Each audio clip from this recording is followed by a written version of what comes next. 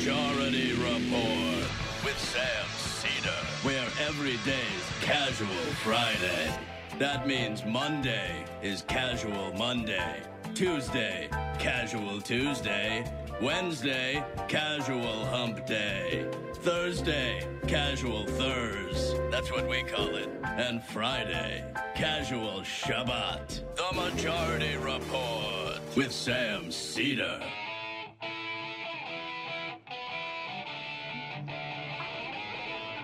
It is Friday, April 13th, Friday the 13th. Oh my God.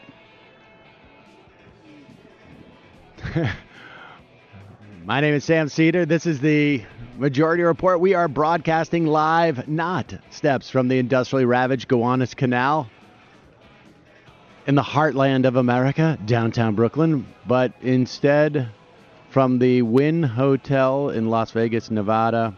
It is, I am here for the 2018 Mass Torts Conference, and just realized it's Friday the 13th, so all of my plans to win back my money seem perilous.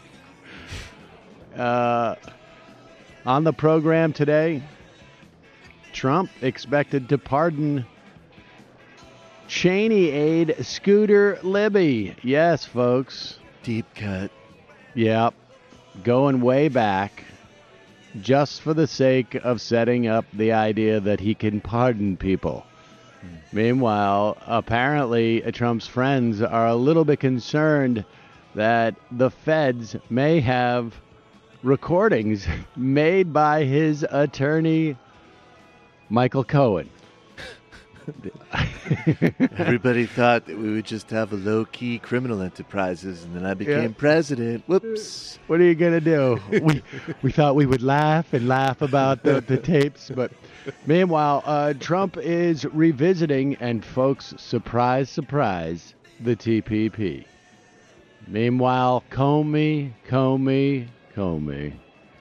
And drug executives are set now to testify before Congress in May about their role in the U.S. opioid epidemic. All this and more on today's program. Ladies and gentlemen, I am in Las Vegas, and the downside is that sometimes it's tough to track down some guests. The good side is that when you do, I have the opportunity to pre-record. We had a guest cancel this morning. Fortunately, yesterday, I had run into Thom Hartmann and had an opportunity to sit down with him. And another interview I did with an attorney that I've interviewed before on this program, who is an international human rights attorney. In the past, we've talked about his tracking of funds through banks that end up supporting terrorism, banks and, frankly, corporations, usually oil companies.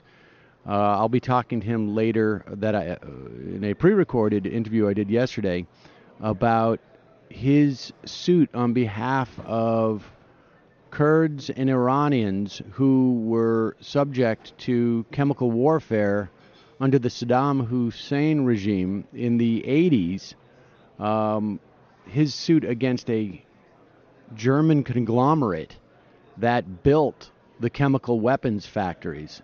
Fascinating. Which one was it? Is it Siemens or what company? It's now called TUI, T-U-I. It was a different company at the time, and we'll talk more about that later. I'm also going to speak to an attorney who's working on another medical device suit. So we will get to all of that in a moment. Of course, Thom Hartmann, not an attorney, but is here, does his show from here as well, because he gives him an opportunity to talk to some of these folks as well.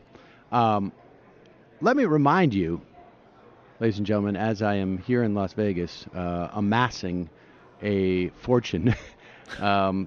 It's a little bit less of a fortune than it was yesterday, but for me, I no longer assess winning by a dollar figure.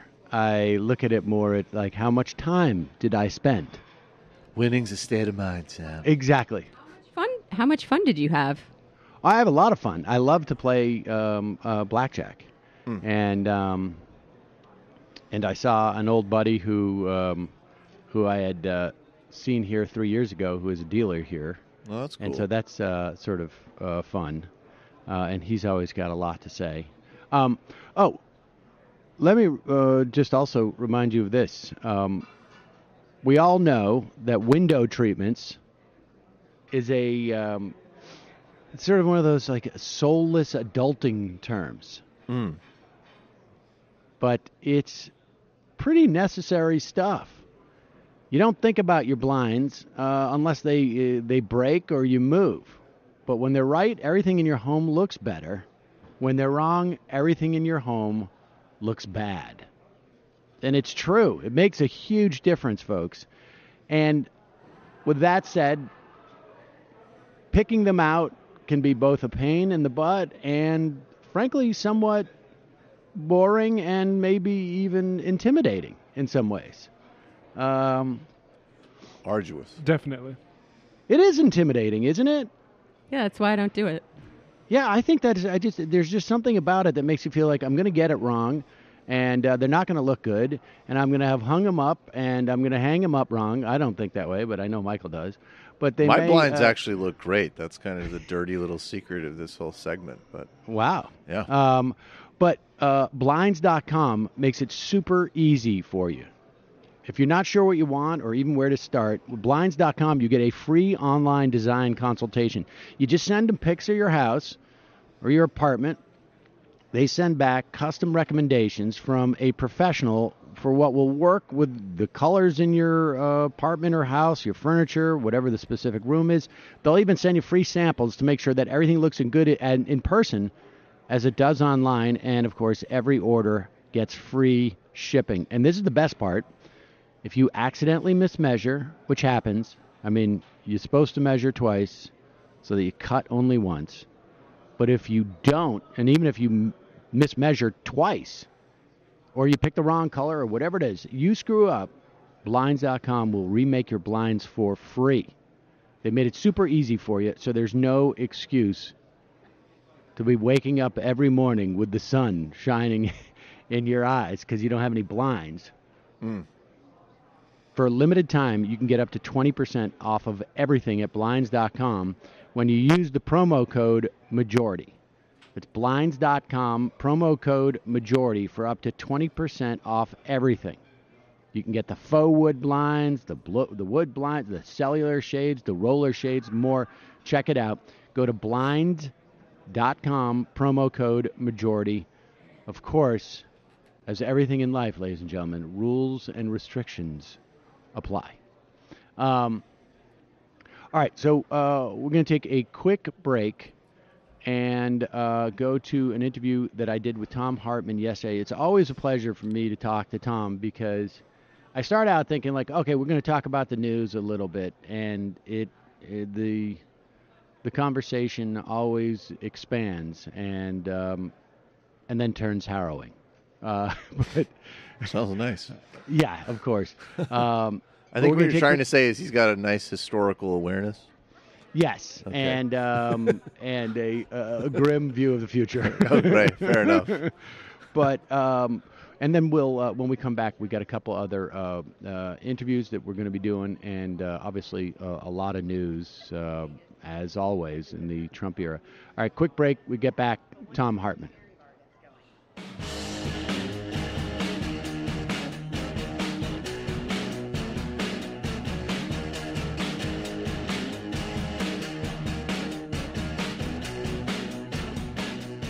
We're back. Sam Cedar on the Majority Report. I am in Las Vegas, Nevada at the Mass Torts Conference 2018, and it is a huge honor and pleasure for me to welcome to the program Thom Hartmann.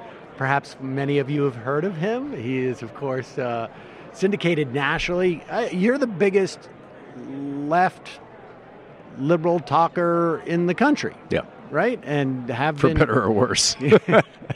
Be that as it may. And it's been like that for... about a decade. Yeah, exactly. Thom, thanks so much for joining us. So glad to be with you, Sam. All right, it's an honor and a pleasure to be with you too. I really appreciate is. it. Well, I want to talk about your piece. That plus it's nice to hang out with a friend. Yeah, exactly. It's a lot. Walking around Las Vegas, it's nice to see a face I recognize. Yeah. All right. Well, so okay, I want to talk about your piece in Alternate about Paul Manafort, which I found just fascinating. And, but let's, we run into each other at these conferences every year or two, maybe, and I want to get your take on what's going on politically. Yeah. From a 20,000 foot view, because obviously, we're recording this on Thursday. I'm going to play it on Friday, and it could be a week's worth of news before we get there tomorrow morning. But I mean, give me your perspective of what's happening at this point. I think what is really going on is that when Ronald Reagan married Nancy Davis, and he was a Democrat at the time, and a union guy, and her father said to him, "Son, I can make you rich, and I can make you powerful, but you got to leave those Democrats. You're going to have to come with us. Come with the billionaires." Now, back then it was multimillionaires, but you get the point. And he got him into the GE Theater and all this stuff. That was the beginning. That coincided with the Powell memo and all that stuff that was going on in the early 70s. That was the beginning of the rise of the corporate takeover of America. And Reagan then, when he became president, institutionalized that. And we have been in the Reagan era ever since. Clinton didn't turn it back. Obama didn't turn it back. Carter didn't turn it back. I mean, we are still in the Reagan era. And what we're seeing right now is in the Trump administration, and not just in Trump himself, but although it is in Trump himself. I mean, he's just carrying out traditional, classic, so-called Republican, so-called conservative issues that Dwight Eisenhower would vomit over, frankly, or my father, who was an Eisenhower Republican. We're seeing these guys in Pruitt and Zinke and all these guys with all these policies, basically turning America, turning the infrastructure of America, turning the commons of America, turning the assets of America, turning the lives of Americans over to the predations of these sociopathic corporations. And corporations, by definition, are sociopathic because they only have one mission, which is to make profit.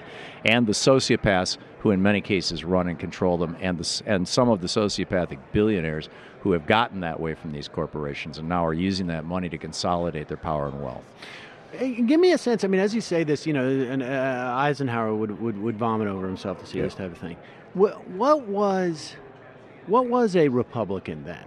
I mean, because I think clearly we have seen this pushback coming from the 60s and out of the 60s. So this big pushback, and maybe it wasn't even a pushback. Maybe it was an initial push of the corporate state. I mean, which is not to say that there wasn't we had robber barons in different eras, but and certainly under Reagan there was all sorts of sort of tax machinations and sort of stock buybacks and whatnot, which have led us to where we are now. But what was an Eisenhower Republican like?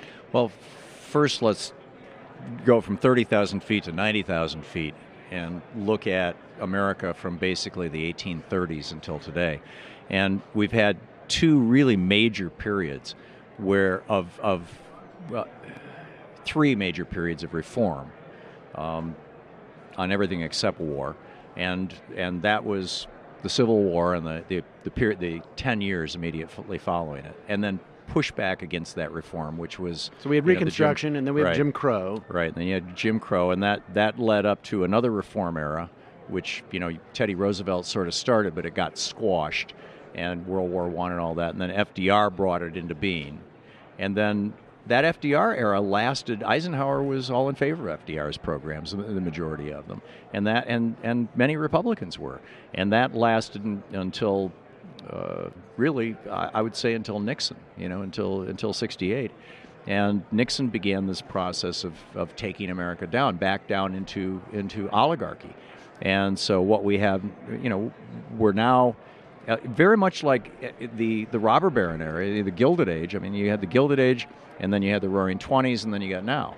And so what Republicans were before they embraced the robber barons, before they embraced the Gilded Age. And by the way, let's keep in mind, each Gilded Age has, all three of them arguably, has led to a collapse because it's always filled with excess. And then out of that collapse has come a reformation. So, there's kind of good news here too. But the Republicans of the 50s and 60s, and I'm old enough to remember that. I was born in 51. My dad was an Eisenhower Republican. In 1964, I was 13 years old. I went door to door with my dad for Barry Goldwater. And 2 years later, I was fighting with my dad about politics, and he threw me out of the house. But the Republicans at that time, their major difference with the progressives was, they wanted change too, but they wanted it slowly, gradually, and carefully. They were literally conservative.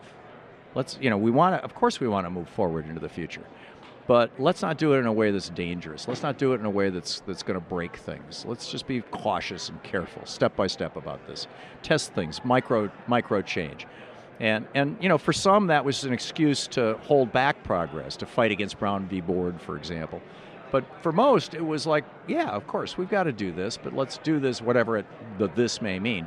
Let's do this incrementally. Now, I didn't agree with that, throughout most of my life. I was in favor of fast change, and I still am. But that, just knowing my dad, knowing the Republican Party in the 60s, knowing how these people think, having read Russell Kirk's The Conservative Mind, which published in 1952, which arguably kicked off the whole Goldwater and then, everything else. I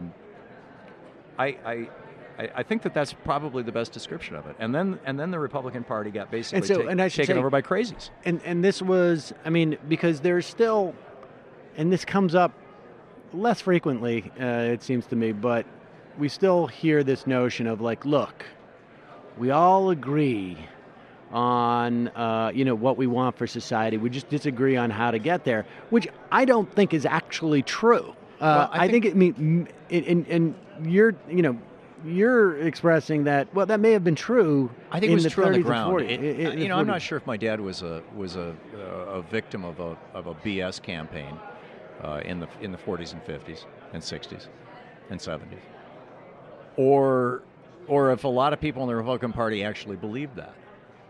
But conservatism was a very different thing. It has gone. The argument used to be about the approach as opposed to the goal. The goal. Yeah. And conservatives would say, we're in favor of a clean environment. We're in favor of racial reunification, and we're in favor of modernity. But we just want to get there slowly. And race, it seems to me, either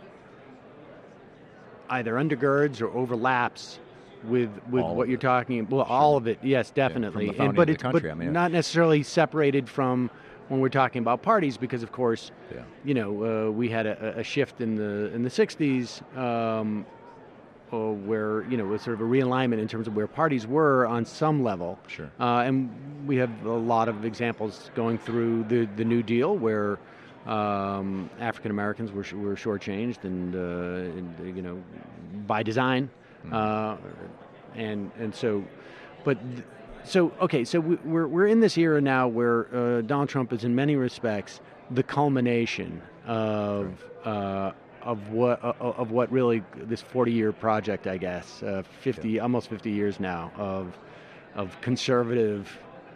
Right. I don't know. And what I would say, and to the article in Alternate, is that when the corporate powers, the billionaire powers, hijacked the conservative movement and the Republican Party, they realized that if they just came out and said, we just want to corporatize America. We don't want there to be a public sector. We don't want there to be a commons. We want to steal everything that's not nailed down.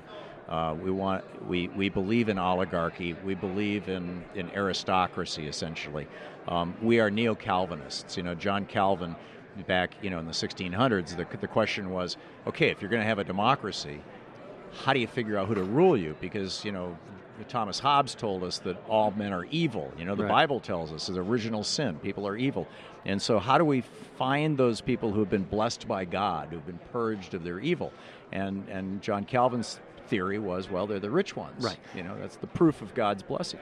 And so they kind of assembled all this stuff into a weird kind of chaotic theory. But they really realized that in order to gain and hold political power, they had to bring along the white racists in a big way. In America, back then it was 80% white, now it's 70% white, more or less. I mean, they needed to really bring those people in, and that was the brilliant, and I say that in the evil genius context, the brilliance of Richard Nixon's Southern strategy. Was, as Lee Atwater said, you can't say N-word, N-word, N-word anymore. Right. You got to say instead forced busing. Now, then as we got into the 70s and 80s, or into the 80s, I mean, Atwater laid this right out. I'm sure you played that famous quote that I think David Korn found years ago. That Atwater said, instead of even forced busing now, instead we talk about economic issues, which hurt blacks worse than whites because they're the most fragile and vulnerable. Right. But our people know what we're talking about, but the moderates don't. So they'd bring along people like my dad. It's not wanting to always go back to him, but in any case, and that's what Manafort did. I mean, Yeah, this was. I mean, that's what Paul Manafort is sort of like the Zelig of Southern strategy. Race leveraging race in the wake of the Civil Rights Act. Yeah, he's the most famous Machiavellian bigot that nobody's ever heard of. I mean, until he hooked up with Trump, he ran Reagan's Southern strategy. All right. Well, so tell people. I mean, Manafort. I mean, because people. I certainly when you said this to me, I was like, oh, it's Atwater. But Atwater worked for Manafort. For Manafort, which Right. I did not realize. Yeah. Lee Atwater became an employee of Paul Manafort's consulting company in the 1980s, and on the George Herbert Walker Bush campaign came up with the Willie Horton ads and all that stuff. He was working for Paul Manafort.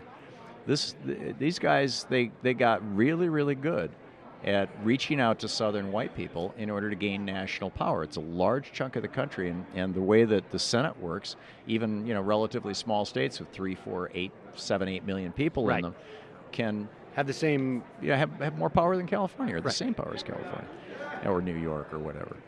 And so that Southern strategy wasn't just about, hey, let's reach out to the racists. It was how do we basically it was like gerrymandering.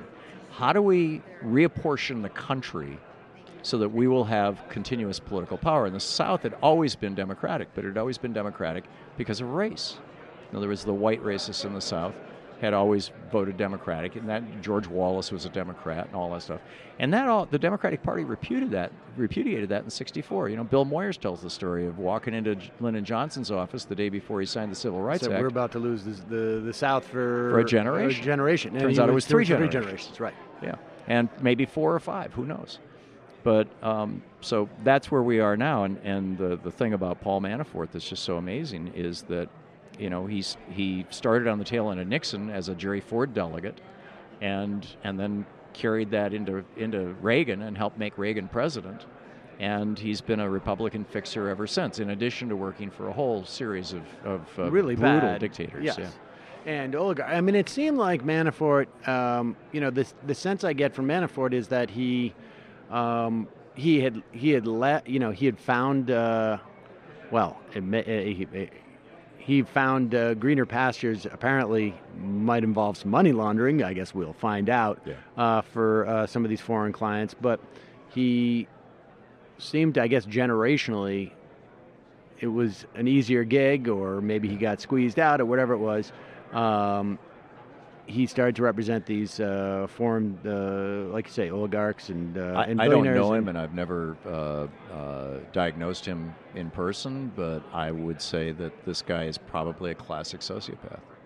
He's a man without a soul. And he seemed to have lost some of his mojo and joined the Trump campaign as a way of basically from what I could tell, why everybody was involved in the Trump campaign. Like, this is going to raise my profile, and I'm going to make some money off it. And then all of a sudden, he wins. Yeah. I mean, that seems to be what. Oh, they were all in it for the money. Trump was even in it for the money. He even came out and said it. You know, there was that one campaign stop where he said, "I'll be the first guy in the history of America to have made money running for the presidency." Yeah. And although, he didn't realize that Newt Gingrich did that before him, and Rick Santorum did that. I was going to say that was half the Republican lineup in the I was going to say, I was going to say that's about the 100% of the Republican lineup. Like, they're still, and I noticed this, like, going in 2012, even in 2016, there's still some sort of, like, notion of, like, oh, this person wouldn't run. You know, it's horrible to run for president. It's very difficult, and nobody would do. And yet, there's mounting evidence, at least on the Republican side. Like, I don't think it's really quite the case. You know, ask Martin O'Malley how successful he's been in his failed bid for the presidency. That there's real money to be made on the right to run. I mean, this is like Pat Paulson stuff, right? And they set up super PACs and they raise millions of dollars, and then under the new laws, once you're no longer running, you can basically convert that money into your own personal use. You've got to jump through some legal hoops. Like everything's like a leveraged buyout. It seems to be, right? It's like I'm going to raise money on behalf of this, and the then Bain Capital model and that Romney made so famous. Yes, and you go around and it added a decade to Newt Gingrich's sort of public persona. All right, but here we are, and you're anticipating another reformation. How does this happen? Reformations almost always follow crashes. The one that happened in 1901, following the assassination of, what was his name, who was Teddy Roosevelt's president, elected in 1900. In any case, it was the crash of 1896, 1897. It was a major economic crash. That kicked off the progressive era, but it wasn't big enough or deep enough to really get its roots into all of America.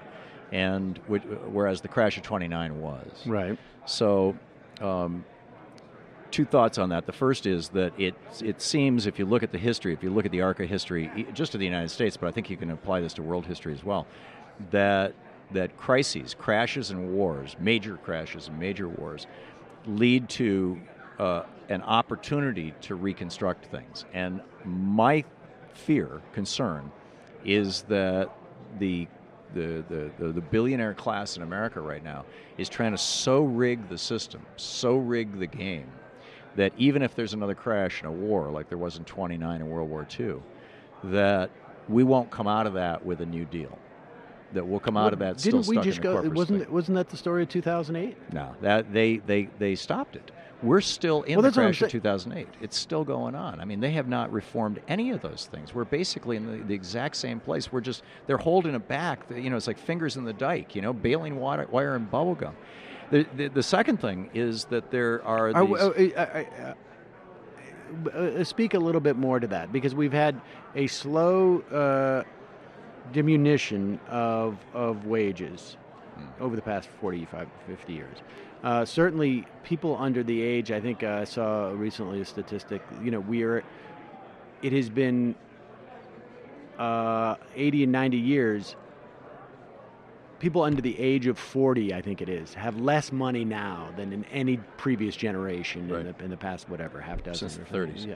And so is this, are we in a slow motion, sort of decline? Wasn't 2008, seems to me there was an opportunity maybe to have some real more fundamental reform than we saw? There seems to be a cycle to American history. And a famous philosopher once said, when the last man who remembers the horrors of the last war dies, the next great war becomes inevitable. Right. And this 80-year cycle, it's a 4-generation cycle. And each generation is roughly 20 years. And it starts out with a generation that experiences crisis. Is it Strauss? Strauss and Howe, yeah. Right. This is fourth turning stuff. Now, this is you and Bannon, right? Doesn't Bannon also... Yeah, well, I wrote a book about this, Crash 2016. Yeah. And so, all right, go ahead, continue, I'm sorry. So you got this first generation that goes through crisis and shock and war. And they then give birth to a generation that quietly rebuilds the country, my dad's generation. And then they give birth to a generation that says, our parents worked their asses off, and this didn't seem to be all that, what was the point? And so they go off in search of spiritual meaning and things like that. And that was the transcendentalists back in the day, and, Sure. and that was the hippies and the generation that I was part of. Social change, political change. I was in SDS, and I was also taking acid and getting high. And then that generation gives birth to a generation that says, our parents sat around and gazed at their navels, and it didn't get them anywhere. It didn't get Henry David Thoreau anywhere except in jail. Screw that. I'm going to make money. And then in their embrace of it, this is the fourth generation, in their embrace of that excess, they crash the system. And out of that crash of the system comes another world war. And that's where we're at right now. And those four generations, each one of them 20 years. Well, 80 years, literally, 79 years before 2008 was 1929. Right. 80 years before 1929 or 1930 was the great crash of 1846, which led to the Civil War, or 1856, excuse me. 80 years before that was the great crash of 1700, which led to the American Revolution. So we see these crashes followed by wars, and each war is worse, and each crash seems to be worse. And we were set up, we were ready for this last crash in 2008. I mean, it was time, right? It was there. We were pregnant with it. And between the plunge protection team and the Fed and the Treasury Department, and literally, the Fed handed out $27 trillion. Yep. Much of it to German oligarchs. It went to Saudi Arabia. It went all over the world, the money that the Fed gave it, just to hold this off. And they're still holding it off. And federal banks all around the world are holding the worldwide Great Depression off by maintaining totally out of balance fiscal policies that are absolutely unreconcilable with any sort of rational fiscal policy, long-term fiscal policy. But everybody's looking at short-term stuff, and which causes me to think that when this thing comes unraveled, and I think it's probably going to happen in the next couple of years, maybe even in this next year, when this comes unraveled, it's going to be much worse than 2008. And it's going to be on a scale that we saw in 1929 to 1933. And what's going to precipitate that, though? Good question. There was a piece in the Financial Times last week or this week, Monday or Tuesday it was, about how subprime loans are back for the first time since 2008. More than 40% of people getting loans, more than half of people getting loans spend more than 40% of their income on rent and food, which is absolutely insane, right? We're seeing a student debt crisis. In 2005, right. Joe Biden's bankruptcy bill, him and Debbie Stabenow pushed this thing through. And you can't Republicans were you cannot discharge student loan debt. So we're now at $1.4 trillion in student loan debt that's undischargeable. Now, it's unlikely that that's going to be the thing that tips it over, because you can't walk away from a student loan the way you could walk away from a house. Right. The bank won't come in and recover it from you and sell it and slightly make you whole. But the amount of debt, and there's not. it's going to be a debt crisis, Sam. Is the bottom line. But was it? And it's going to be a private debt crisis. Yeah. Yes. Not public debt. We don't have a public debt problem yet. But what is systemic about, let's say, the student loan thing? In other words, the problem was that as soon as housing prices started to fall, the whole, the whole Ponzi scheme in some ways fell apart too, which was that you had all these securities that really weren't what they claimed to be, and they were based upon other derivatives, which were based on sketchy mortgages. And it's sort of one card got pulled out, but they're creating derivatives right now. There's somewhere, and it's really hard to find good numbers on this, because this is all gray market stuff, and it's buried in the balance sheets of Wall Street. But you can track it down if you do a pretty good search on the internet. There's somewhere between 5 and 500. No, 5. There's somewhere between 5 trillion and 15 to 20 trillion. I'd have to go back and look at the numbers, but it's like the entire GDP of the United States in derivatives right now based on student loans and car mortgages, car loans, which are dischargeable. So we're back. right? We're back to this game that these bankers are playing that took us down in 2008 only, and now we've got mortgage debt too. I think that we're just massively overstretched, and when this collapses, it's going to collapse real hard. Well, that's a little bit scary. Maybe we should have stayed closer to 7,000 feet. Closer to what? 7,000 feet, as opposed to 30,000 foot view. Okay, we can talk there at 7,000 feet. We can get right on the ground if you want. Well, all right. Well, I mean, I guess, and so.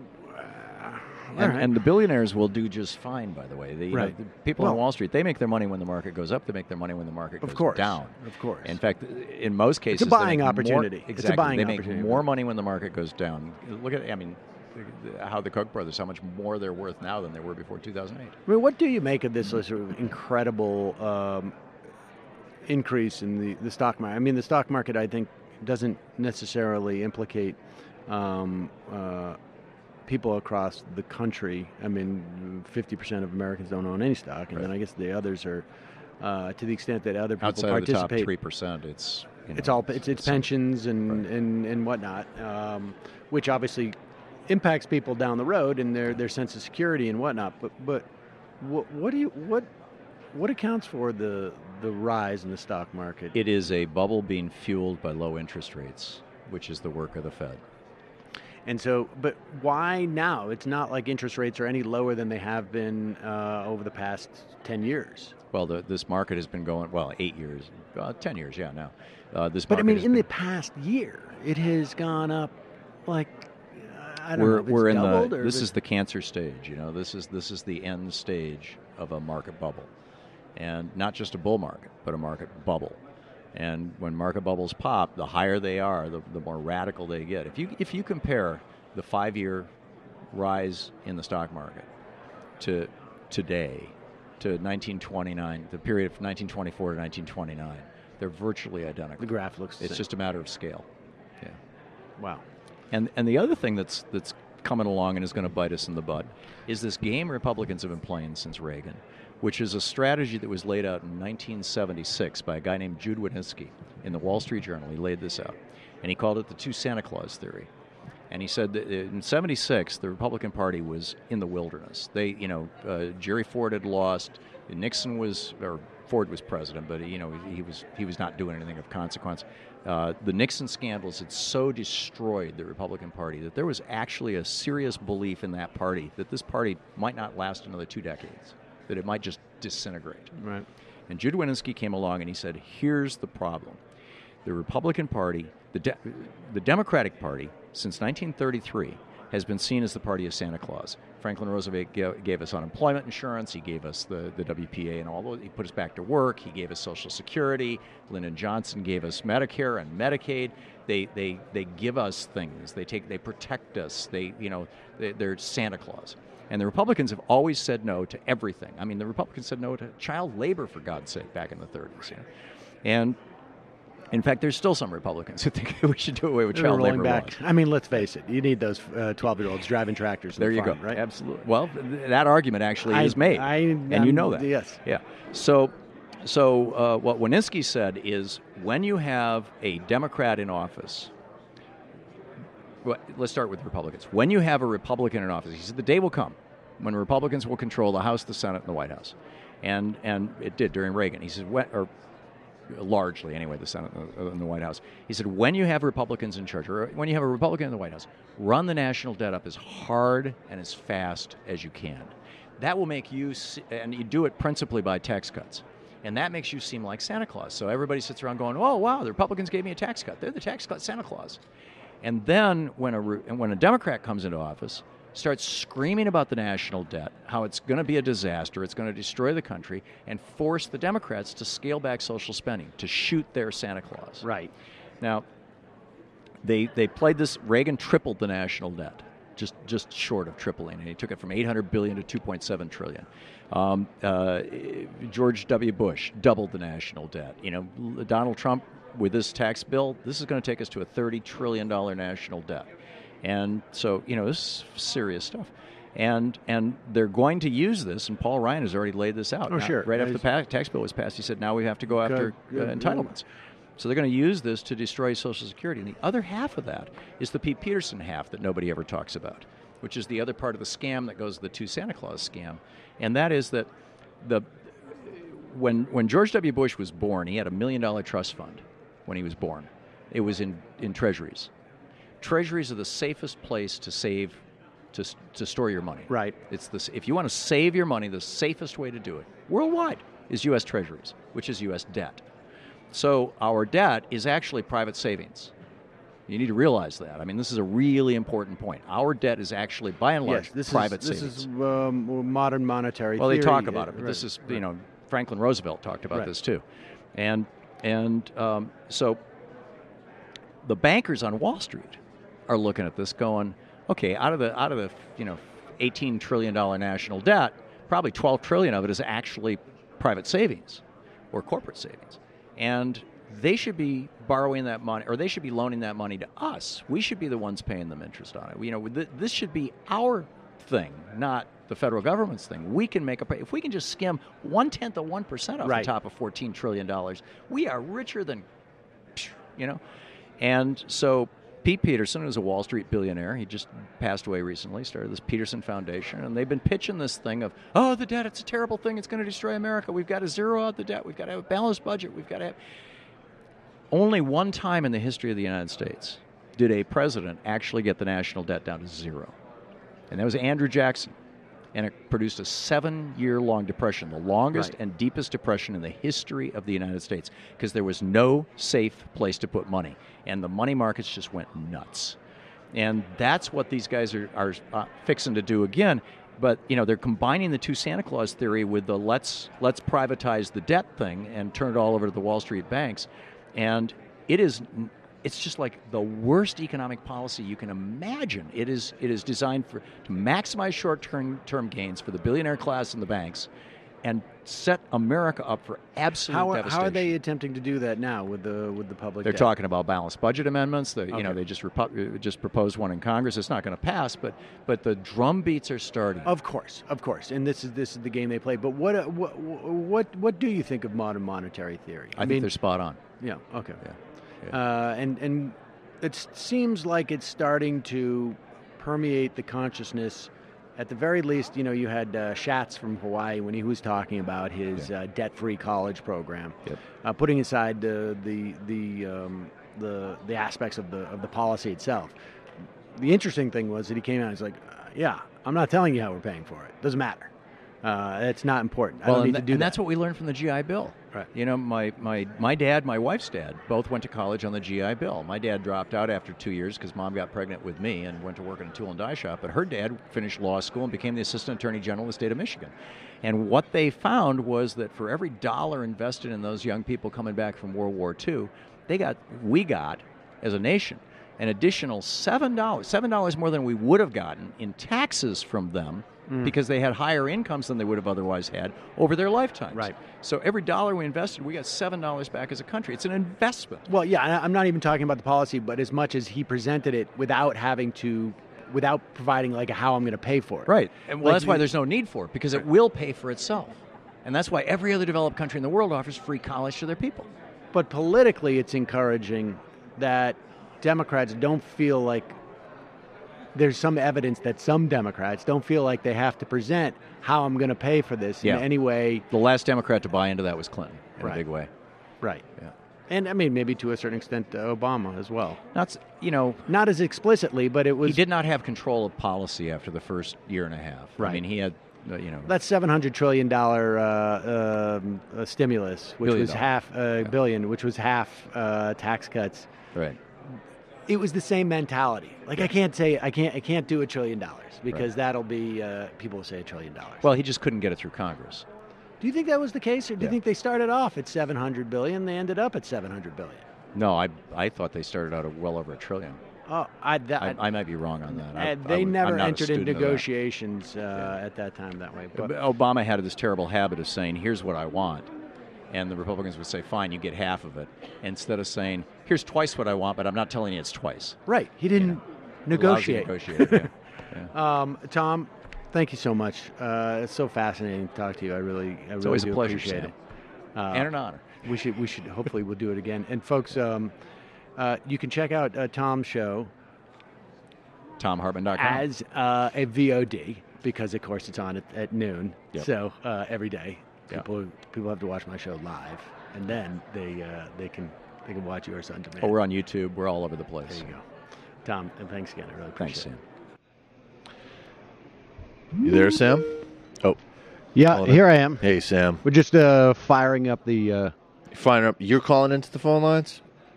Is that what you're doing? No, I was just firing up the Skype. Oh, okay. There you go. And so Thom Hartmann, folks, always, like I said yesterday, and you just heard, always a pleasure to catch up with Tom. I am anticipating at any moment a guest to come and talk about a medical, pharmaceutical case. Really? Because I've noticed at these conferences that pharmaceutical companies are actually sort of unusually ethical. Yes. I mean, I did, yesterday I recorded some interviews for Ring of Fire Radio, which of course is a show where we do shorter interviews, and a couple of cases were really fascinating. I'm going to play one, and if she doesn't show up soon, I'm going to play it very soon, but from that human rights trial lawyer, essentially, who litigates on behalf of victims of terrorism and ethnic cleansing and weapons manufacturers.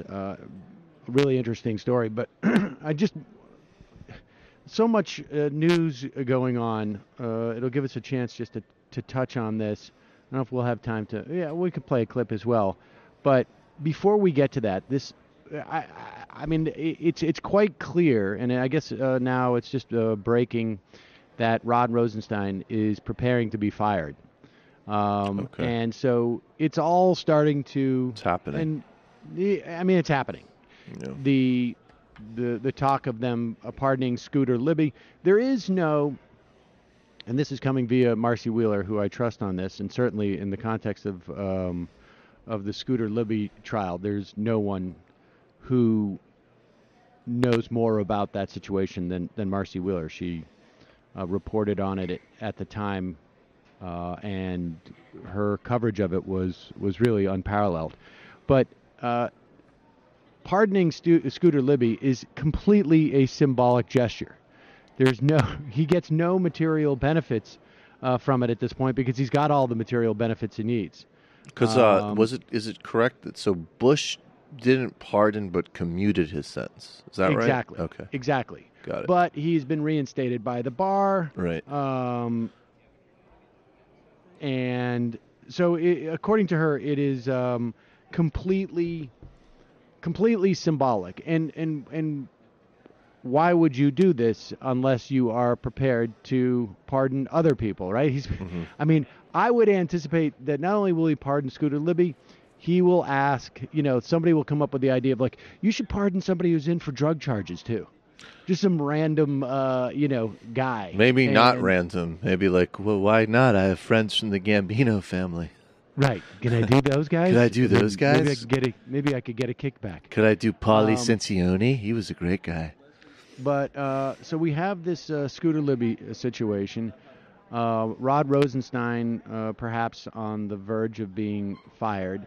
Devin Nunes has a day or two ago, I guess, announced that he is contemplating holding Rod Rosenstein and I think it's McCabe Ray, I should say, in contempt of Congress for documents that he's requested that the FBI is not forwarding. So they're setting up the premise, and it really is sort of kabuki, I guess. It's really just so that Fox has something to talk about. They're setting up the premise for firing these guys, and then I guess ostensibly to fire Mueller. There was a story out by Charlie Savage yesterday that indicated Mueller has not shared as much as people maybe have speculated with the New York AG's office. And people should be clear about this. When they referred the the warrant in the case of Michael Cohen to the Southern District of New York office, that is a federal, that's a U.S. attorney. It is not New York State jurisdiction. So, with that said, the idea of them sharing that information after the fact seems to be plausible and possible. So I guess that would be the way that they would indicate to Michael Cohen and perhaps Manafort, you will a pardon from the president will not necessarily suffice in this instance. So I know that's what's happening there. And is this where it really just becomes, I guess, I like to just underline that regardless of what people come down on all the Russia stuff and blah, blah, blah that we've sort of talked about endless times, that when you get into this part of it where it's just like the next level of destroying institutions, basically, you should be interested regardless of what you think of the initial investigation or story. Yes, indeed. And look, when we've said from the very beginning that this is probably more about money laundering and using criminals to do favors or work for them, and not realizing who it is that they're actually dealing with. Right. And so I mean we'll know more, but it's going to be interesting to see. I mean, I don't know what kind of reaction there's going to be if he fires Mueller. I don't anticipate the Republicans doing anything. You'll see a few furrowed brows, but nothing, right? I guess it's going to be more interesting to see if people actually take to the streets as people are calling for. So, I mean, if anything, Republicans are talking about impeachment to drive up their voters in the midterms. Like we won't impeach. We'll protect. Democrats want to get out and vote for us to stop impeachment. Yeah, I mean, I think that was the point that Cenk was making yesterday, right? And I'm not sure I buy into that. Wait, which part? That Republicans are campaigning on saying that Democrats want to impeach Trump, so you got to vote for us to block it from happening? I think they're doing that a bit. No, maybe I didn't have this conversation with Cenk. Maybe I just had a... But there was a theory that I think it was that Cenk was talking about, that the Republicans, after their primaries... no, not my theory. No. I don't agree that. Yeah. I'm a little skeptical that would work and that they would think that way. I think they want to be protected by their own people at all times. So, all right. Well, I guess one of the problems with Vegas and anticipating guests coming is that this is the one time when lawyers maybe get to have some fun, and then they wake up the next morning and they're too sick to get out of bed. So let's play the interview I did with Gavi Mairone. He is a human rights attorney, and I've interviewed him in the past about his work on following essentially the money that ends up supporting terrorists or terrorist organizations, groups like ISIS, that is always facilitated by banks and or large corporations, like, more often than not, oil companies. In this instance, he is just filed suit on behalf of victims of Saddam Hussein's chemical warfare. Really interesting story. And so, Matt, are you ready with that? Yep. All right, let's play that now.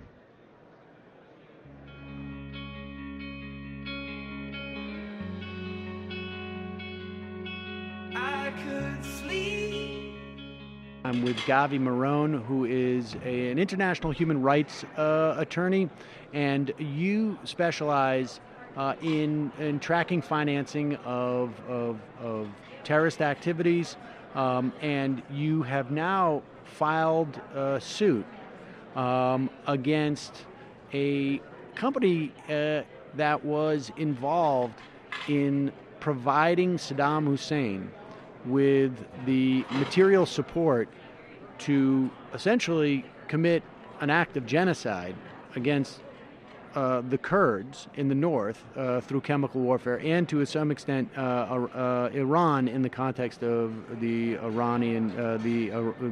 Iraq-Iran war. So, all right, tell us who are the defendants in this case? Okay, so we've actually alleged that 7 European companies and 15 individuals conspired with the Saddam regime to commit genocide. It's a heavy allegation, and it's more than just providing material support. The company, the primary defendant, is the largest tourism company in the world, which in those days was a huge West German conglomerate called Prusag, which changed its name to TUI, T-U-I, and they were in the business of steel, of equipment manufacturing, and of chemicals. And TUI met with members of Iraqi military intelligence and agreed to take their chief lawyer, a guy named Salah Majid, who didn't speak a word of English, who happened to be married to a German woman, knew English, but he's an Iraqi lawyer, and they brought him to Hanover, Germany in 1980, and we've interviewed him and so on. He claims that he was hired to be the chief lawyer for international tenders for this giant conglomerate without speaking a word of German, and he worked there until the day that the Saddam regime was toppled, and still doesn't speak German, and that he claimed that the reason he was given the job was because German lawyers don't know how to speak English.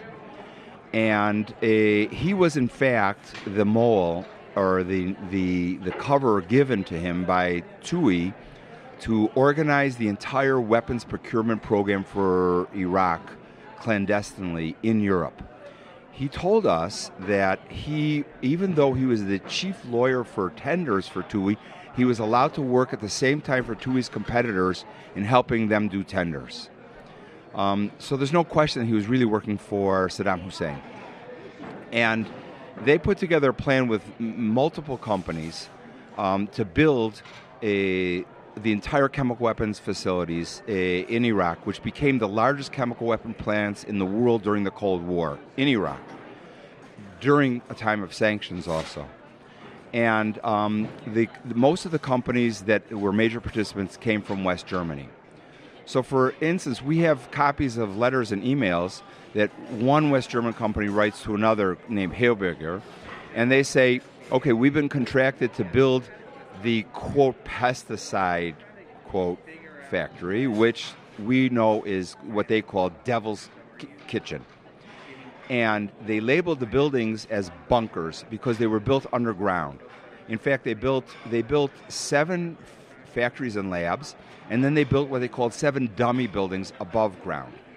This whole plant was outside of Samarra in the middle of the desert on a military base with machine guns on every building, tanks, and surface-to-air missiles surrounding the entire complex.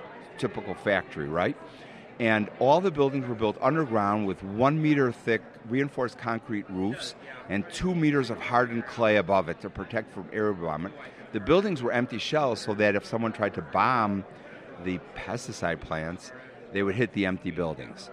So the point here is there was absolutely no question they were building chemical weapons factories and not pesticide plants. In fact, the initial plans were tendered to an American company, you told me. So just tell that story as further evidence that there was it was unreasonable for this German conglomerate to not understand what they were doing. Right, exactly correct. There's a company called Profiteers, it's hard to pronounce, it's P-F-U-D-E-R. And in 1975, the Saddam regime approached this company through the Ministry of Agriculture in Iraq, saying they want to build a pesticide plant. And so they sent 2 of their engineers out to Iraq to see the site, and they drew up blueprints of what a pesticide plant would normally look like. And then the Ministry of Agriculture requested some modifications and enlargements. when the management in America saw what the modifications were, they immediately washed their hands of the project and withdrew. Then, a year later, these plans appeared in a company in England called Imperial Enterprises, and with the same request to continue on with the specs and plans. And not only did they refuse, but they contacted British intelligence, and that was reported in the Washington Post that this could be used for chemical weapons. And so then Iraq stepped back, and they reorganized everything under the Ministry of Technology and Weapons, called SOTI. It was run by military intelligence. And all the contracting from this point on goes between these companies and military intelligence in Iraq. But still, supposedly about agricultural products. Right. So the code name for the project was Project 922, and they labeled it as pesticide plants. And there was over 100 German engineers during the years that were on site. Each one of the German companies that are defendants had offices in Baghdad. So they absolutely knew what it is. Military intelligence officials were constantly at their offices. And we have that from testimony and interviews, because in the 90s, some of these people were prosecuted in Germany for illegal export of weapons, without saying chemical weapons, but that was all they exported. They all testified, for instance, they were on the base, they never saw anything, they were only there on days that nothing was being produced, that there was never one drop of pesticide ever produced in this base, in these plants. One of the things that they were requested to do is you would have air circulation in factories, especially where you're dealing with pesticide. And normally the standard was that you would replace the entire atmosphere of the factory once every 5 minutes, 10 minutes, something like this. So the airflow is such that you have fresh air going through. So they installed air handlers that every 30 seconds replace the entire air, which is you're dealing with toxins that are totally not like pesticide. Right. They also built what they called in German an, quote, inhalation chamber, cute. It was a gas chamber. This was to test the, quote, pesticide. And if you were thinking, okay, what are pests for pesticide? It would be like little tiny bugs or something like this. So how big of an inhalation gas chamber would you need? You can think about it, would fit on this table. It was 3 meters by 3 meters by 2 meters, large enough to fit donkeys. And we have evidence that they started out testing it with dogs, then donkeys, then Iranian prisoners of war were tested in it. And then they built what they called an incinerator, which you can think of today's Holocaust Remembrance Day. You can think of the ovens in Auschwitz to go ahead and incinerate the carcasses after they killed them in the gas chamber. And this, again, West German companies did this. So it's just astounding. All right, Gavi Mairone, we're going to take a break. When we come back, I want to talk about who the plaintiffs are in this case, and just get a sense of time, and then ultimately, what happened to these facilities. I mean, obviously, the arguments of the Iraq War were that the Saddam Hussein regime had weapons of mass destruction. We'll talk about that, and obviously they weren't made up from whole cloth, but the question was, did they still have them in 2003 when the United States invaded? All right, we're going to take a quick break. Continuing our coverage at the 2018 Mass Torts Conference, I'm here with Gavi Mairone. He is an international human rights lawyer who much of his work, and we've talked in the past about your pursuit of terrorism financing through banks and corporations, most often than not oil companies. But you have filed a case against a German corporation that the claim is that they knowingly helped Saddam Hussein build facilities for chemical weapons that were used in genocide of Kurds in the north of Iraq, as well as during the Iran-Iraq War. So you told us in the last segment how clearly obvious it was that the German corporation had been contracted to build not a pesticide facility, but rather a chemical weapons facility. Who are the plaintiffs in this case? So we have approximately 4,000 plaintiffs. 3,000 of them actually were killed by the weapons, the estates of 3,000 people, and roughly 1,000 surviving family members, many of which are injured. All of the injured are dying. They've lived horrible lives where they had 10 to 20% of their lung capacity. The rest, they were blinded by the mustard gas. It depends how serious they were injured by which gas, because cocktails were used of different gases on Halabja and 400 other villages across the Kurdish region. And if you were harmed by mustard gas is a blistering agent which also destroys your lungs and blinds you, destroys your cataracts.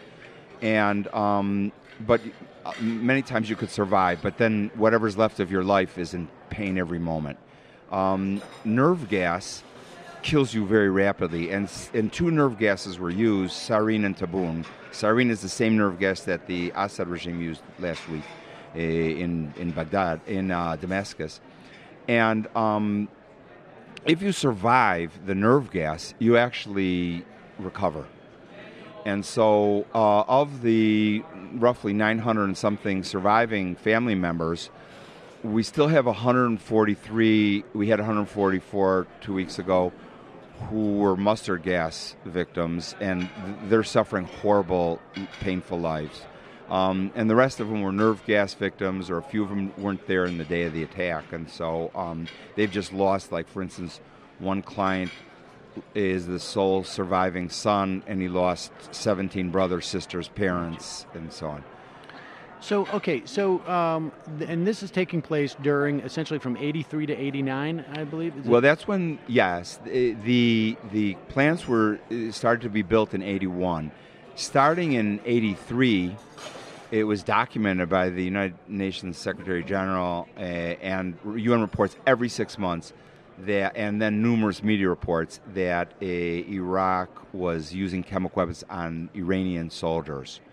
They also did 2 giant massacres against the Kurds, not with chemical weapons, but they slaughtered thousands of Kurds in those massacres. In 1987, they started using chemical weapons against their own Kurds, Iraqi citizens, through 88.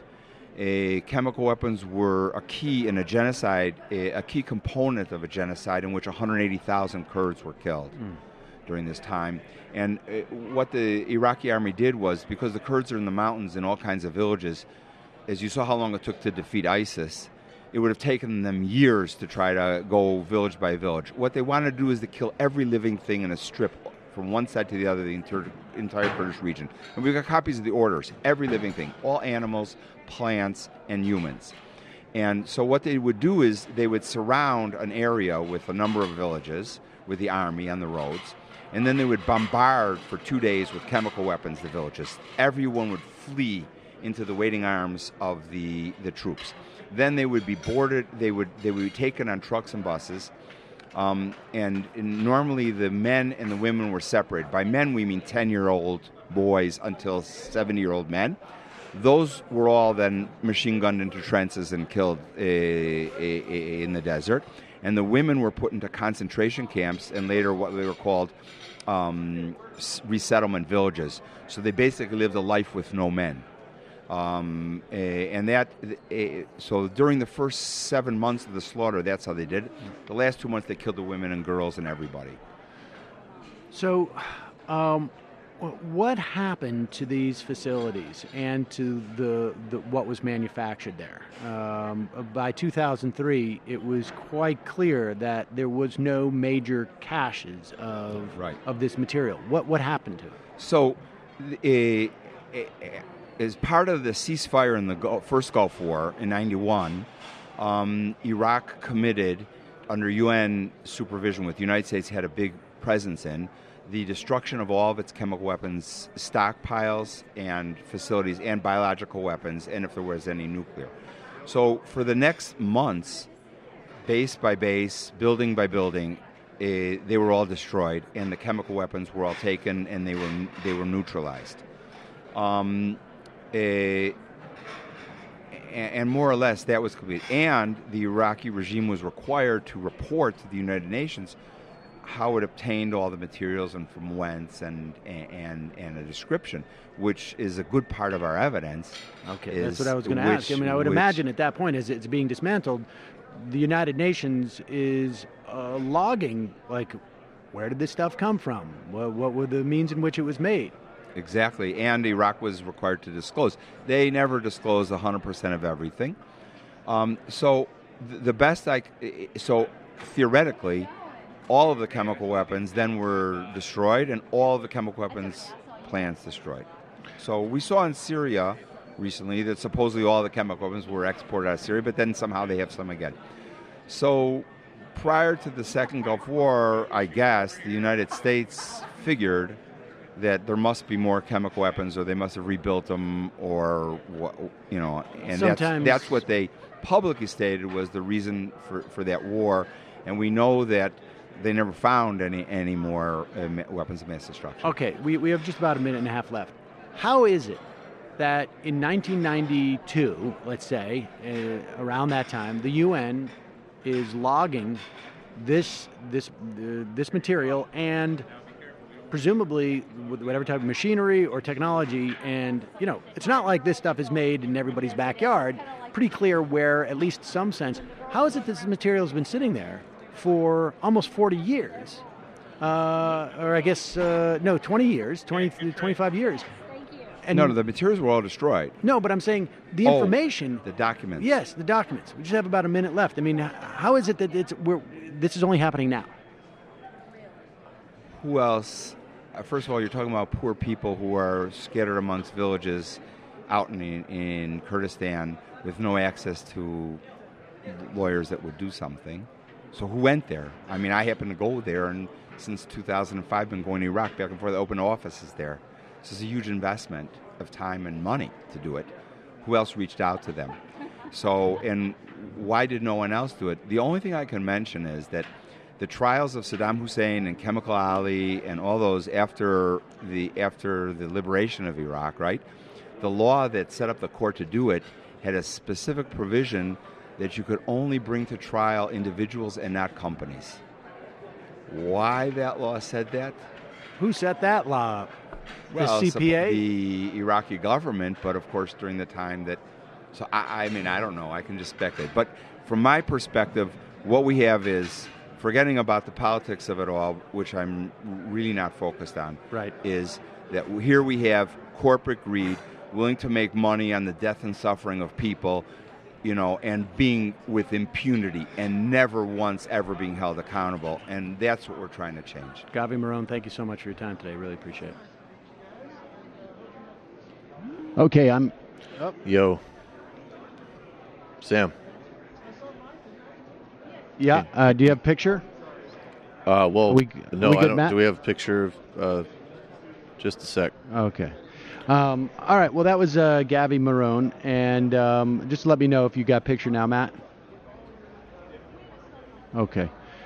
With me now is Shannon Pennock from Pennock Law, and Shannon, you're from... New York City. Okay, great. And so we'll be traveling back together tomorrow. Yes. Well, not necessarily together, but... I hope to make it out today. All right, so Shannon, you are working on litigation involving proton pump? Right. What is that? So proton pump inhibitors, also commonly referred to as the little purple pill, Prilosec, Nexium, they are very effective acid inhibitors in our stomach lining, and they are prescribed, and we're supposed to be prescribed for very severe, heartburn, essentially. Heartburn that was called, GERD, gastric erosive, disorder, something that could potentially lead to esophagitis, Barrett's, cancer of the esophagus, that can happen in a few people, but it was basically prescribed as candy. So just to be clear, that is when you get some type of acid reflux or something, right, and that can deteriorate your digestive tract, particularly. Yeah, your up above. esophagus, right? Okay, Your esophagus. and all right. So and people take it like candy. So I mean, to be more. So just walk us through this. When was it Right. developed? What was? Sure. What is the I guess. Why is the company that manufactured this responsible for how people take it now? Right. Okay. So there is a large market for antacid products. All right. There was the development of Tums, and then there was the development of H2 inhibitors, which is kind of a similar product, but not as powerful as the PPI products, the proton pump inhibitors, and AstraZeneca. Let me just stop before. What is why proton pump? What is that Okay, specifically? that is the pump in our stomach lining that is actually responsible for creating the acid which digests our food. Okay. Some of us create acid, and maybe our lining is different, maybe our stomachs are bigger or smaller, and physiologically we get more acid buildup and then we experience heartburn. Okay. Or maybe you have really poor diets too. Okay. And stress. All right, and so this is part of this particular drug. It was a part of a class of drugs, and you were saying That's correct. PPIs. PPIs. And so you were saying how the company is, who manufactures this. Now, is your suit involving all of these or Yes. a specific? Okay. Yes, this is a massive. In fact, this is the most prescribed medication in the entire history of the United States, probably, PPIs as a class. So it started out in 1989 with Astra, which is now AstraZeneca, finding and patenting what it became Prilosec. It came on the market, so PPIs have been on the market for quite a long time, and it was such a lucrative market that you had almost every major manufacturer involved with pharmaceuticals jump on kind of in a Me Too fashion to develop very similar classes of drugs, sometimes almost identical drugs, like another, literally just using one particular molecule and calling, Prilosec, half of Prilosec a new drug. Is that how you can you get away with that in terms of a new patent, or is it what's involved in that? Right. So it's kind of a weird trick with inorganic chemistry. So you take the original Prilosec molecule, and there are two mirror images of that molecule together. One is an active form and one is an inactive form. They were able to isolate the active form of Prilosec, and it's just the enantiomer of it.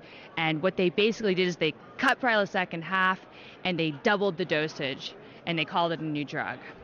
So it is arguably, they allowed it. They were allowed to get a patent. The FDA allowed it to go to market, but it really did change the nature of how manufacturers are able to essentially extend kind of a patent on a drug by cutting a drug in half, increasing the dosage, and calling it a new drug.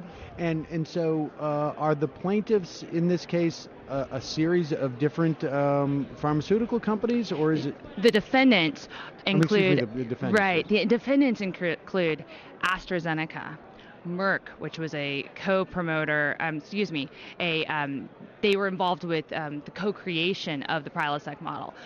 We have Takeda, we have Abbott, Wyeth, Pfizer, a whole slew, even Procter & Gamble, which sells, never was really involved in pharmaceuticals, got on the bandwagon when Prilosec was allowed to go over the counter.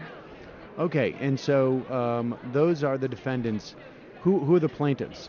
The plaintiffs are thousands of Americans all over this country who have taken this drug for a long time, and what we now know, and as a result of very strong epidemiology studies that have come out, is that the long-term use of these drugs causes chronic kidney disease. Now, not so long-term use causes something called acute interstitial nephritis, which will hospitalize you, which will and then leave you with chronic kidney disease. It's very severe, and so we have an entire, thousands of people that have developed chronic kidney disease, and chronic kidney disease, unfortunately, oftentimes can progress to end-stage renal disease and eventually death. So what is it that you what is the what do you need to prove, I guess, and what is the claim, I guess, that you're also Certainly. Okay. So I think from a general causation, what we call as lawyers, we need to prove the science, showing that these drugs actually cause these injuries, these two particular injuries.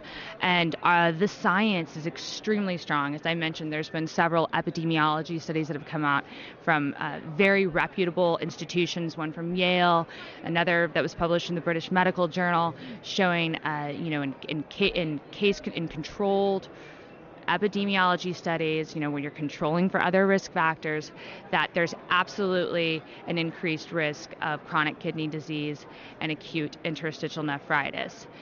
So that's one aspect of it. Then we also want to prove, well, how is it that PPI actually does this? I mean, sometimes we don't actually have to prove that in court, but it certainly helps if we're able to point to a biological mechanism. So that's part of the evidence of causation at that Right, point. exactly. And we have isolated a couple of different of biological mechanisms that have become very evident, and which were honestly evident in the preclinical animal studies that were being done back in the 90s by these companies.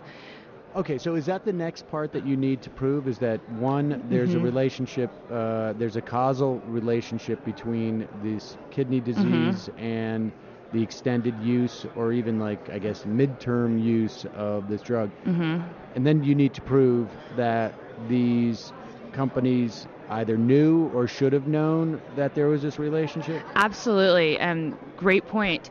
That's definitely something that we have to face, because a lot of companies could be like, whoa, we had no idea, but they're not going to be able to do that in this case, because the animal studies that they had back in the 1990s show rats that were given PPI as little as 3 months were developing interstitial nephritis, very similar to acute interstitial nephritis, Right. and we're not recovering, which is the same thing that we're seeing today in people. And so the science is very strong here. How do you where is it that you find the records of those experiments? They're actually, a lot of them have been produced to us already. We're in the process of doing discovery against the defendants and taking what is known as 30B6 depositions of the corporate witnesses. So, for instance, I was in Stockholm taking depositions of the people that are now responsible for the preclinical studies that AstraZeneca does, and also for Takeda. So you have those the studies which showed that there was reason to believe at least there's a problem in rats.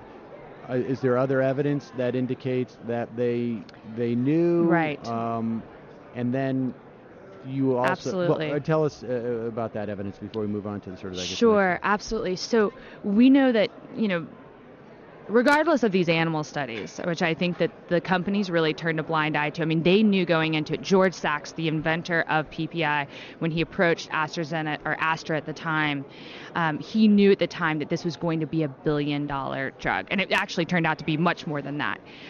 So there was a lot of impetus, I think, probably to just, let's ignore the rats with renal problems. Rats always get renal problems. Dogs, they probably get renal problems too. They're not humans. So there was kind of turning that eye to it. And then you have to realize that something like chronic kidney disease is a long-term disease that comes up, right? It's in most clinical trials that were done in people, we're talking maybe a max a year. And there were numerous clinical trials that were done, right? But you're not going to see in those clinical trials what has been borne out through the decades of usage now in market. So you shorten the time frame, Yes. and you necessarily eliminate a whole host of ailments that could show up. Absolutely. Because they're not acute. Right. Okay. And so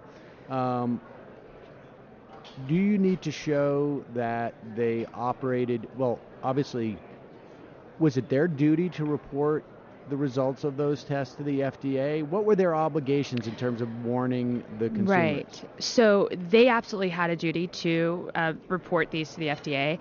And in all regards, what I've seen is that these animal studies, which are literally thousands of pages long, they were submitted to the FDA, and the FDA receives these submissions.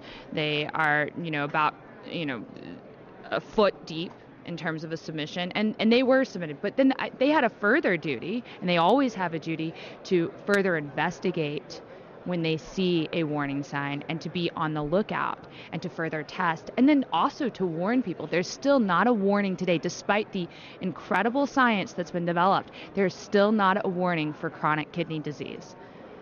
And so, what are the instructions? Because I noticed in reading some of the research that Larry the Cable Guy comes up in this.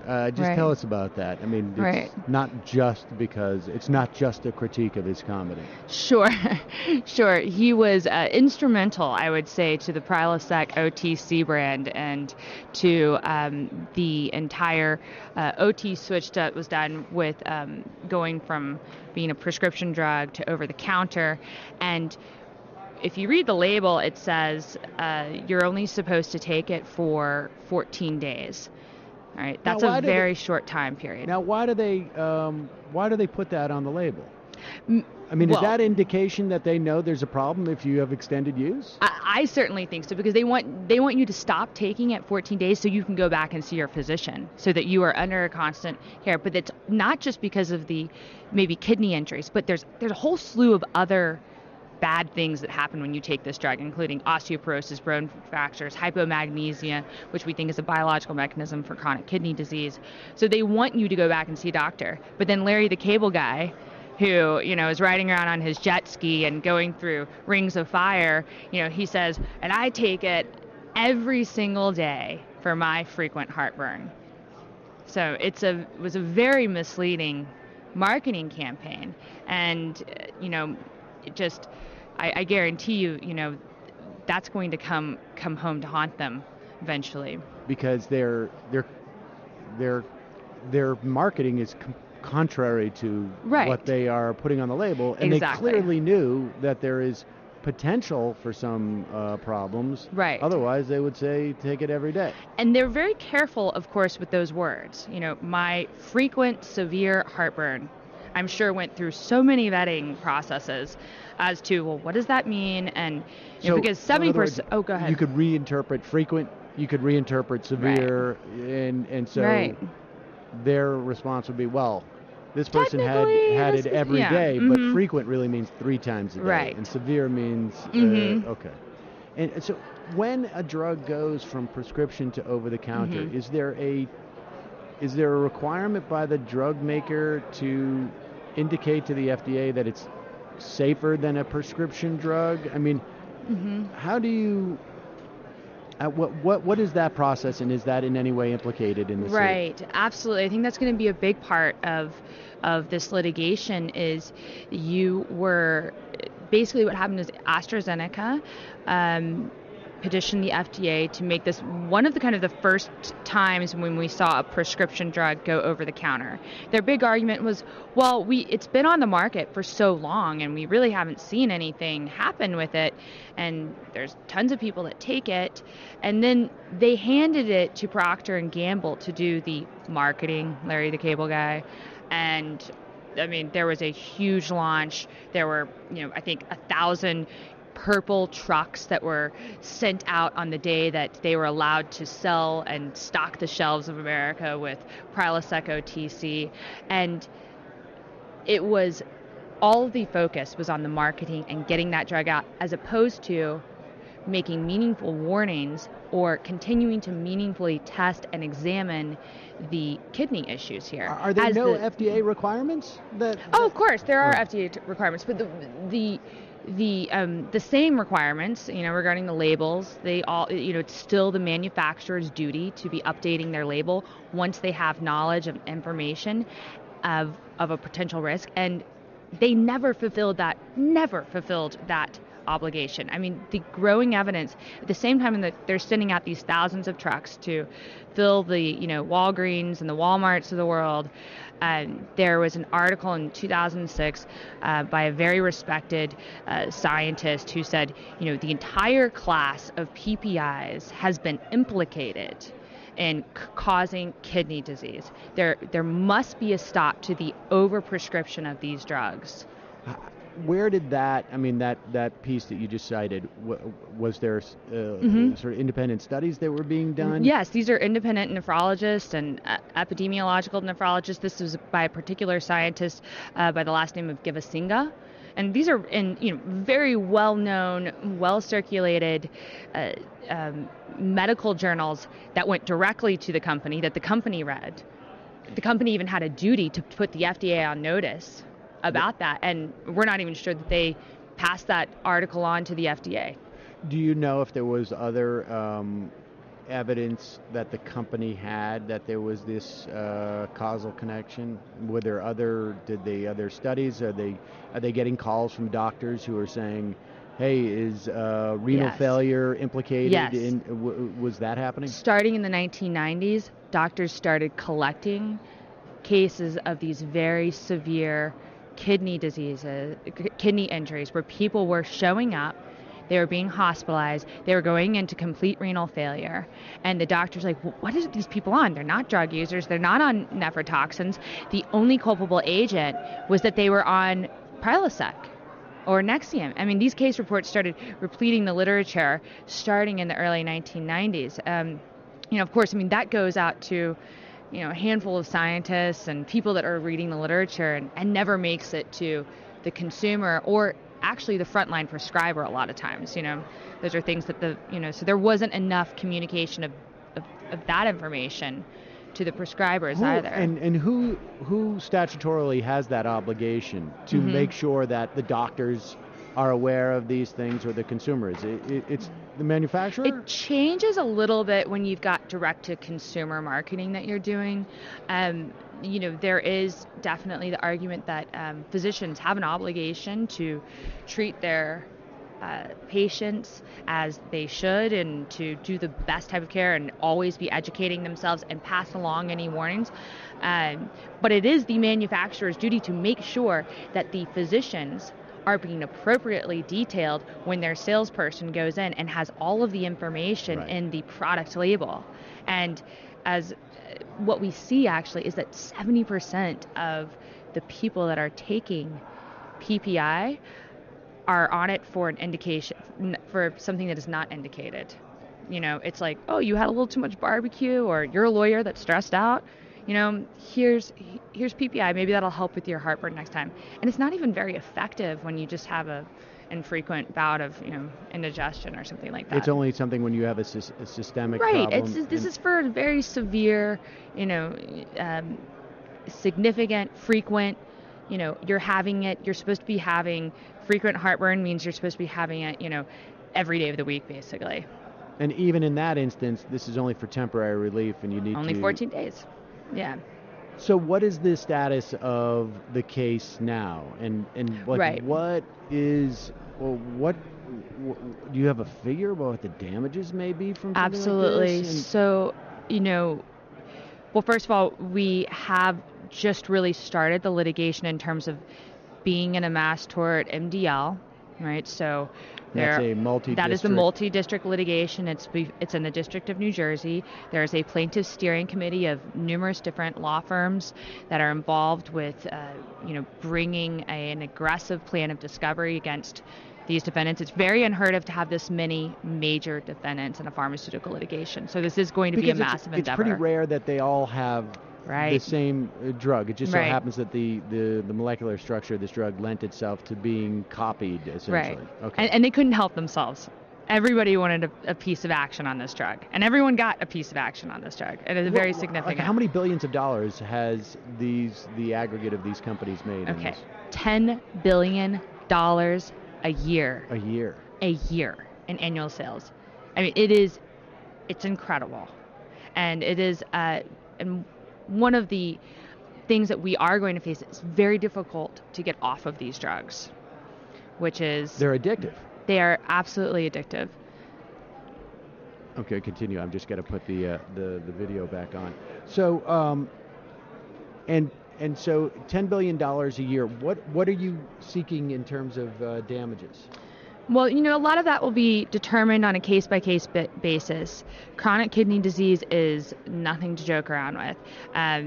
We spend in this country, I think, upwards of $20 billion a year helping the beneficiaries of government programs who have kidney disease. So you're talking like dialysis? Right, dialysis, end-stage treatment, when someone dies, all of that.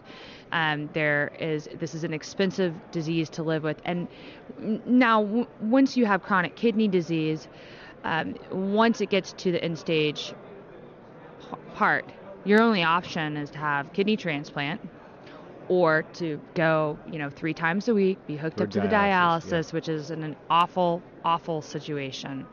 And you will die without that. So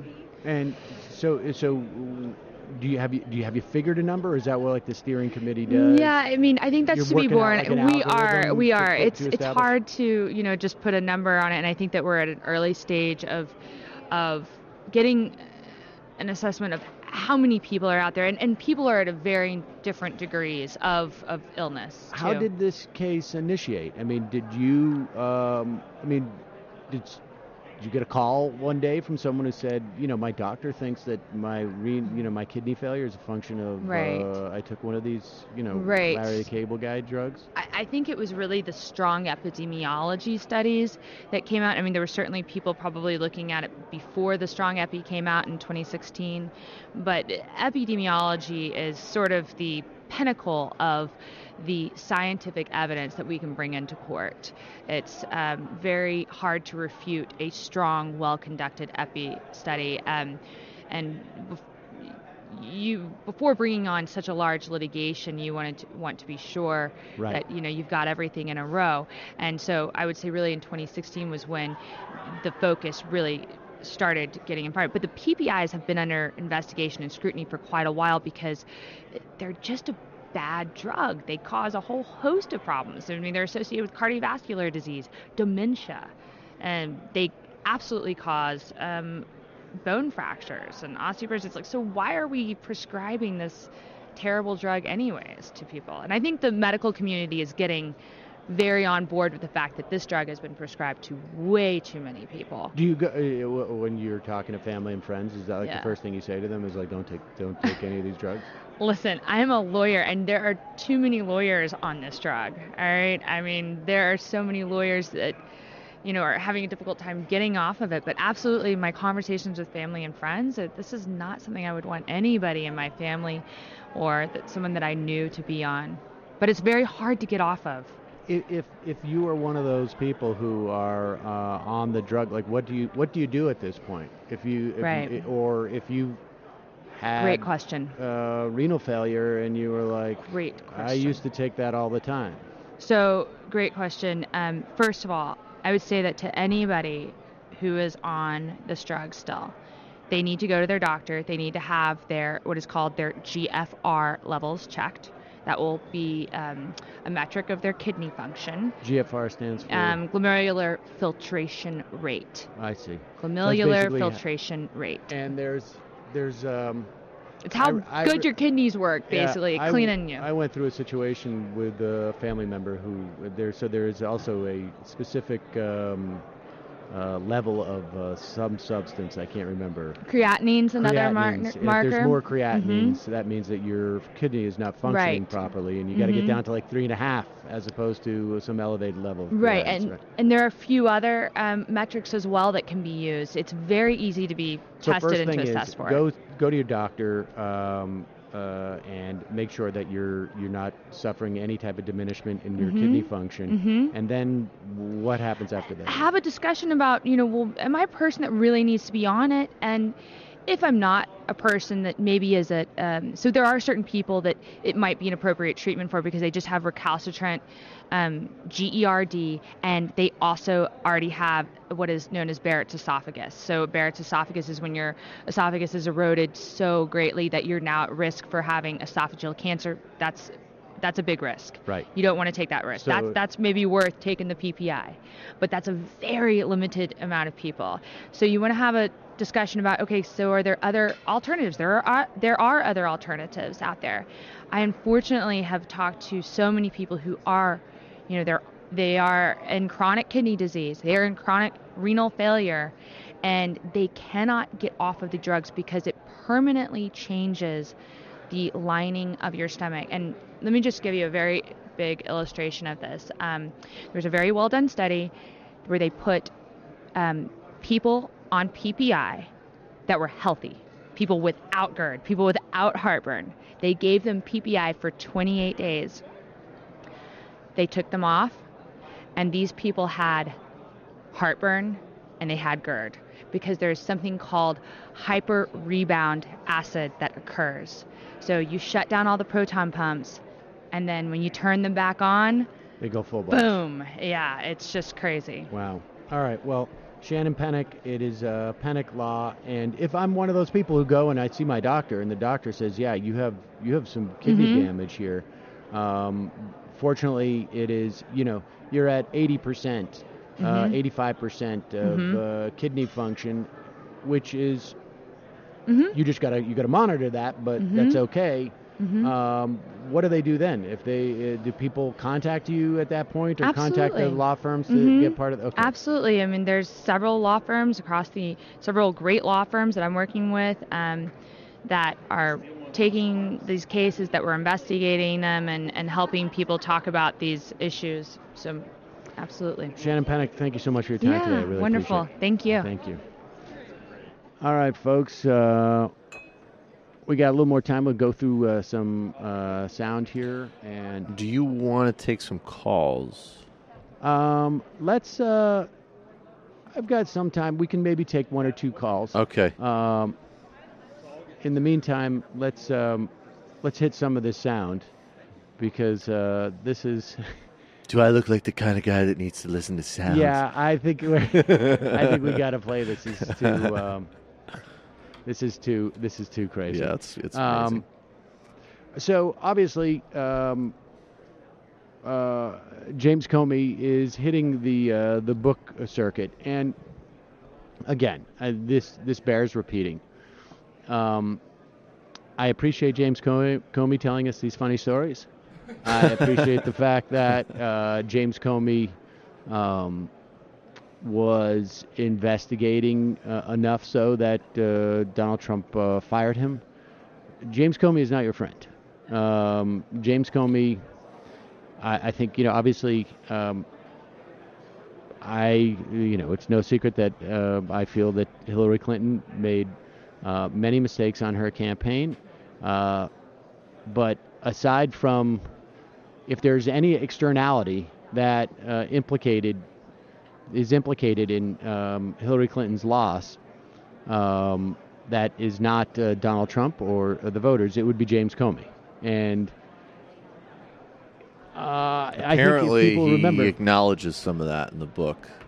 Yes, and not to toot my own horn, but he I was acknowledges reminded your on reason. Yeah. Well, he didn't cite it as my reason, but he did.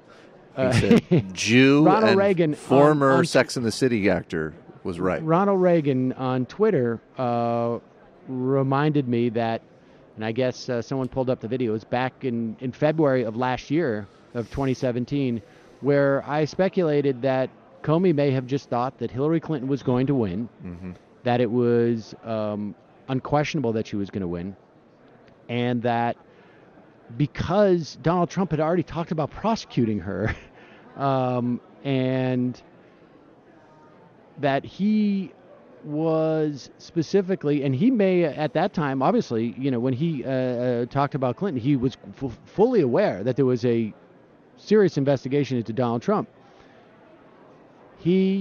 My speculation was that he felt like he needed to make sure that she was, that there was no question about the validity of her election, or that there was no question about the integrity of the investigation into her, so that her presidency would not be tainted. That didn't quite work out. And apparently he said he wrote something like that. A little bit of a miscalculation there. Missed it by that much. But here is, with all that said about James Comey as to why he is not someone you should be. And not for nothing, he's a fucking cop. Like, he's not our friend. He's not the FBI is not a progressive force in the world. That is true. That is absolutely. I have a totally different opinion of that.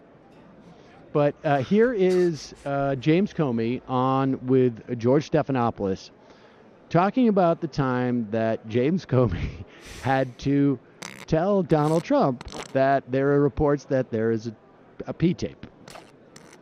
Information. How graphic did you get? I think as graphic as I needed to be. I started to tell him about the allegation was that he had been involved with prostitutes in a hotel in Moscow in 2013 during a visit for the Miss Universe pageant, and that the Russians had filmed the episode.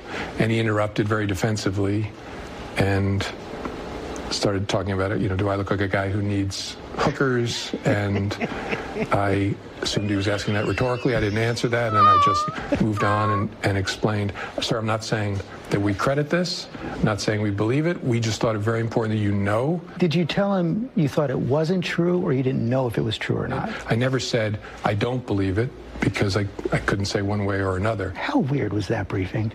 Really weird. It was almost an out-of-body experience for me. I was floating above myself, looking down, saying, you're sitting here briefing the incoming president of the United States about prostitutes in Moscow.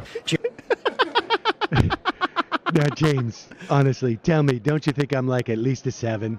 You would say, a 7. Kidding me? 7. Like, I'm a 9 at best. At worst, it's like, you know what is really amazing? Not only is he, I don't know if he's the type of guy who would see prostitutes or, whatever, however you phrased it, needs prostitutes. I do feel like he's the type of guy that a good representative of a prostitute would say, take a pass on this one. No, I think he's the type of guy the prostitute it's like literally a double negative, like pay double for me to touch you. Right, exactly. Like, like you're going to get the quintessential guy. Like, yeah, you know that normal, like, I don't know, $1,000 an hour rate. That's 2 for you. Right, we're giving you the RNC convention has come to town rate. Yeah. Oh, I see. She wants to. You know why she did that? And he still wouldn't get it. He'd be like, oh, she wants to do a deal with me. She wants to negotiate, learn how to negotiate for me because I'm such a good negotiator. That's unbelievable. Just do a deal. He also seems like the kind of guy you wouldn't even have to have sex with very long, if at all. Right. I think, well, it could be just like, am I the type of guy who would pay to have sex with prostitutes as opposed to have them just pee on me? Who knows? But he's a virgin.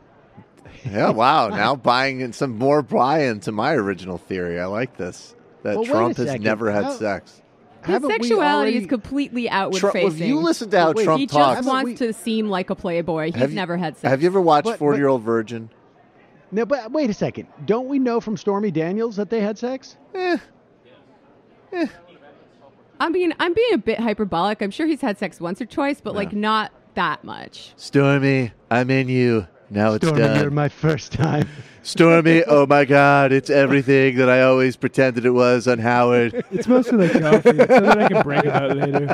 Like the main thing is getting to brag about it to other guys. I haven't been able to get an erection since I was 12, but when you spanked me and I said you reminded me of my daughter, it finally happened. Oh my God, that was the most transcendent 30 seconds of my life. Perfect client. Well, this is... We're really going the full high-low gamut on today's show, but I mean, it's not. What are you going to do? What else are you going to... You know what I also... Casual Friday, for Christ's sake. Yeah, dude.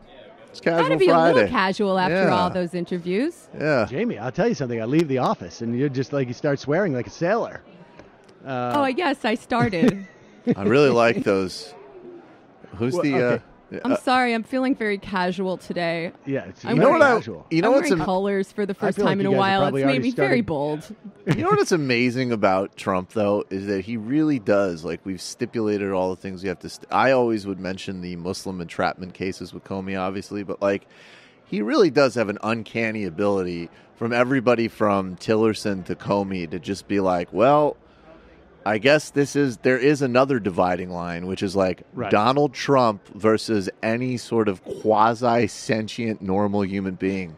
Right. And then He has like a you just Midas automatically relate to other people in conversation relative to him because Comey's like, yeah, that was weird. It was like staring into the void.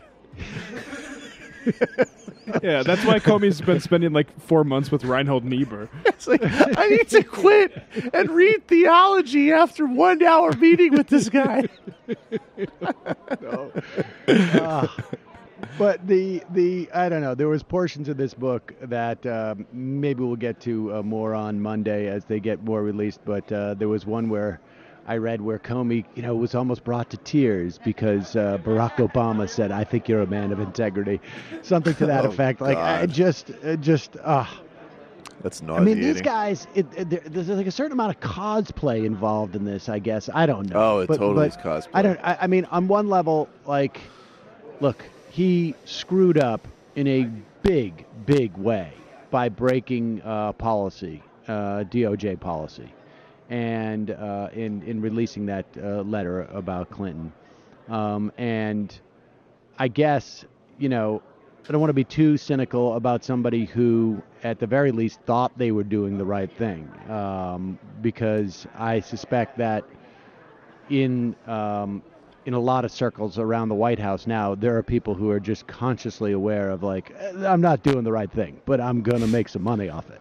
Yeah. So, but probably be unemployable. You, Obama, hey, you messed up, but you definitely put that Chechen kid with Down syndrome in jail, so you're a man of integrity, James. Right, exactly. Well, yeah, I'm not going to judge you based upon the actual work you've done, just on the way that you come to me as a man and look me in the eye.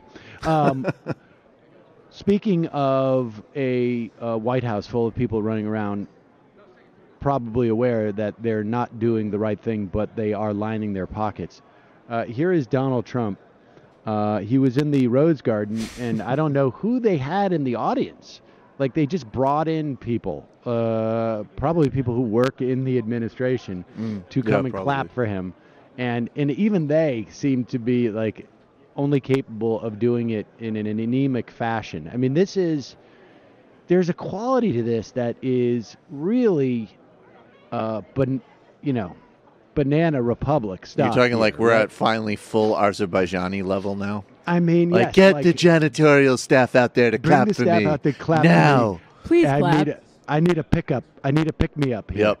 And so here is Donald Trump, I guess, giving a speech to his staff as if they're not his staff. And frankly, we fought very hard. We've taken care of our military for the first time in many, many years. $700 billion.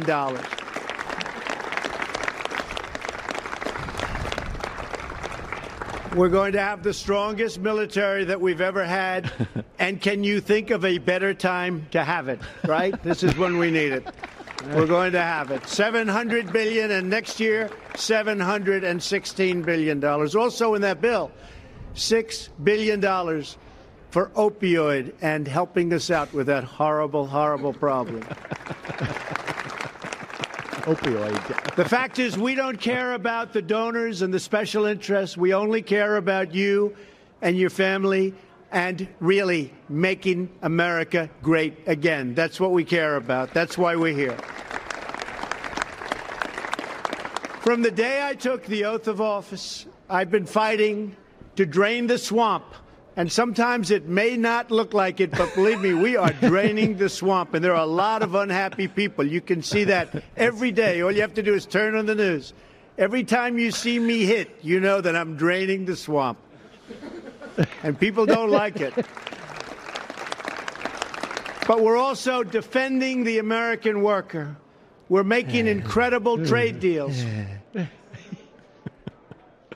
Oh, my God. You know what's really disturbing about that is I kind of feel like if you actually, everything, but if we were going to do the role play again where his brain isn't totally soaked in mush, and then he's like, it may not look like it all the time, so I acknowledge that this process looks very questionable, but we're doing it, and every time you see people upset, now who are people, women, people of color, we're draining the swamp, people from Haiti. Like, you could read the whole thing as just like subtextual, like, we're doing it. It's white supremacy. It's happening. It's happening. And people are upset. It's also funny how drain the swamp is like one of the main takeaways from the Cambridge Analytica thing, and it's also something he said he wasn't hot on to begin with, but because it's been so successful, it's one of the few things he's still leaning in on. That was great. Right, he did that in his speech. He was just like, "Yeah, I thought it was pretty stupid, but then you idiots clapped for it." And I was like, "All right, like, I'll do it, whatever." Well, he's still coasting on the idea that he's pissing off the right people, right? He's triggering the libs, the coastal elites, this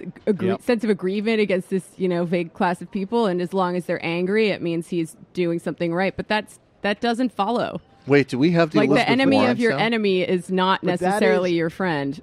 Well, I think that's exactly right. But it does work for conservatives. I mean, that has been the pissing off those people has been an animating principle for conservatives for a long time. And the only other thing I think that is interesting is that I think they must have a sense that the budget was problematic with some of their conservative base. Yeah. Bob Corker just came out and did it was the biggest mistake I've ever made voting for that. I hate that guy. Which is just like, give me a break. He's such a scumbag. But it is indicative, I think, of some pushback on Trump. I mean, we saw this, I just, the idea that we have to cite this is just sort of absurd, but we saw Alex Jones do that sort of sarcastic, like, I'm no longer, with Trump anymore because he signed the budget bill. They know that is a liability for their, if not the base, at least the institutional base of the Republican Party, those people who may activate the base. They're caught up in it, and I suspect maybe there's some talk radio hosts who are complaining about it as well, and that is there's a certain amount of defensiveness about that with Trump. I mean, now what he's got to be doing is to make sure that his base is activated, because when he goes into this mode where he fires Mueller, when he goes into this mode where he fires Rosenstein, when he pardons or attempts to pardon maybe Manafort or Cohen, he's going to need to have his base firmly behind him. And so I think that's what we're starting to see, some preparation for that. We should play the Elizabeth Warren, Mick Mulvaney thing, because she actually basically calls Mulvaney out on the same dynamic and is basically like, you're gutting consumer protections for the finance industry, and you're basically just bragging that it'll piss me off personally. Yeah, let's play this clip with Elizabeth Warren. Now, the Consumer Financial Protection Bureau, just to remind people, was an idea of Elizabeth Warren's years and years ago. During the early aughts, she was a professor at Harvard who was writing extensively about bankruptcy. And like literally she was like a guest poster, a talking points memo, that type of thing. And she ultimately was tapped to form the Consumer Financial Protection Bureau. She could not get through Senate confirmation, or was not put up because there was some clear concern that she would be too effective at her job, frankly. So Rob Corddry ended up being the head of the CFPB. Elizabeth Warren went on to run for Senate in Massachusetts. So the Consumer Financial Protection Bureau is literally her baby. And since Mick Mulvaney has taken over, there has been not a single enforcement action by the Consumer Financial Protection Bureau. I mean, it's just sort of shocking. And here she is questioning Mick Mulvaney at a Senate Banking Committee hearing yesterday on Thursday. Never supported the consumer watchdog, Mr. Mulvaney. You got to Congress after the CFPB was created, but in 2012 you voted in favor of a Republican budget that called for eliminating the agency entirely. Is that right? I don't have a specific recollection, but that sounds familiar to me. Sounds yes, ma'am. familiar. Okay. But that was only the beginning. You also voted for Republican budgets that eliminated the CFPB in 2013, 2014, and 2015. Does that sound right? Again, yes, ma'am. There were occasional Republican budgets I didn't vote for, and I don't know what was in them. But generally Okay, speaking, I see your point. Yes, ma'am. All right. And in 2015, you also supported a standalone bill that would have killed off the CFPB. Is that I think right? that's correct. I think I was a co-sponsor of that. Okay, so I want to take a look at what would have happened if you had gotten your wish and the CFPB had been abolished as early as 2012. In 2017, the CFPB shut down a company called Top Notch Funding, which was scamming 9/11 first responders out of the taxpayer money they got to treat medical problems developed after 9/11. Mr. Mulvaney, if the CFPB had been abolished like you wanted, top-notch funding might still be out there stealing from 9/11 first responders, right? They might be, or the FTC might have enforced Or the some law other against agency them. might magically have intervened when they didn't. Why would it be more magic to have the FTC do it than the Bureau? They have a history of not doing this. You know, in Congress, you repeatedly tried to kill the consumer agency. Since you got to the agency, you have announced that you won't use the exact enforcement tool that CFPB used to stop every single scam that I've mentioned today. You've taken obvious joy in talking about how the agency will help banks a lot more than it will help consumers, and how upset this must make me.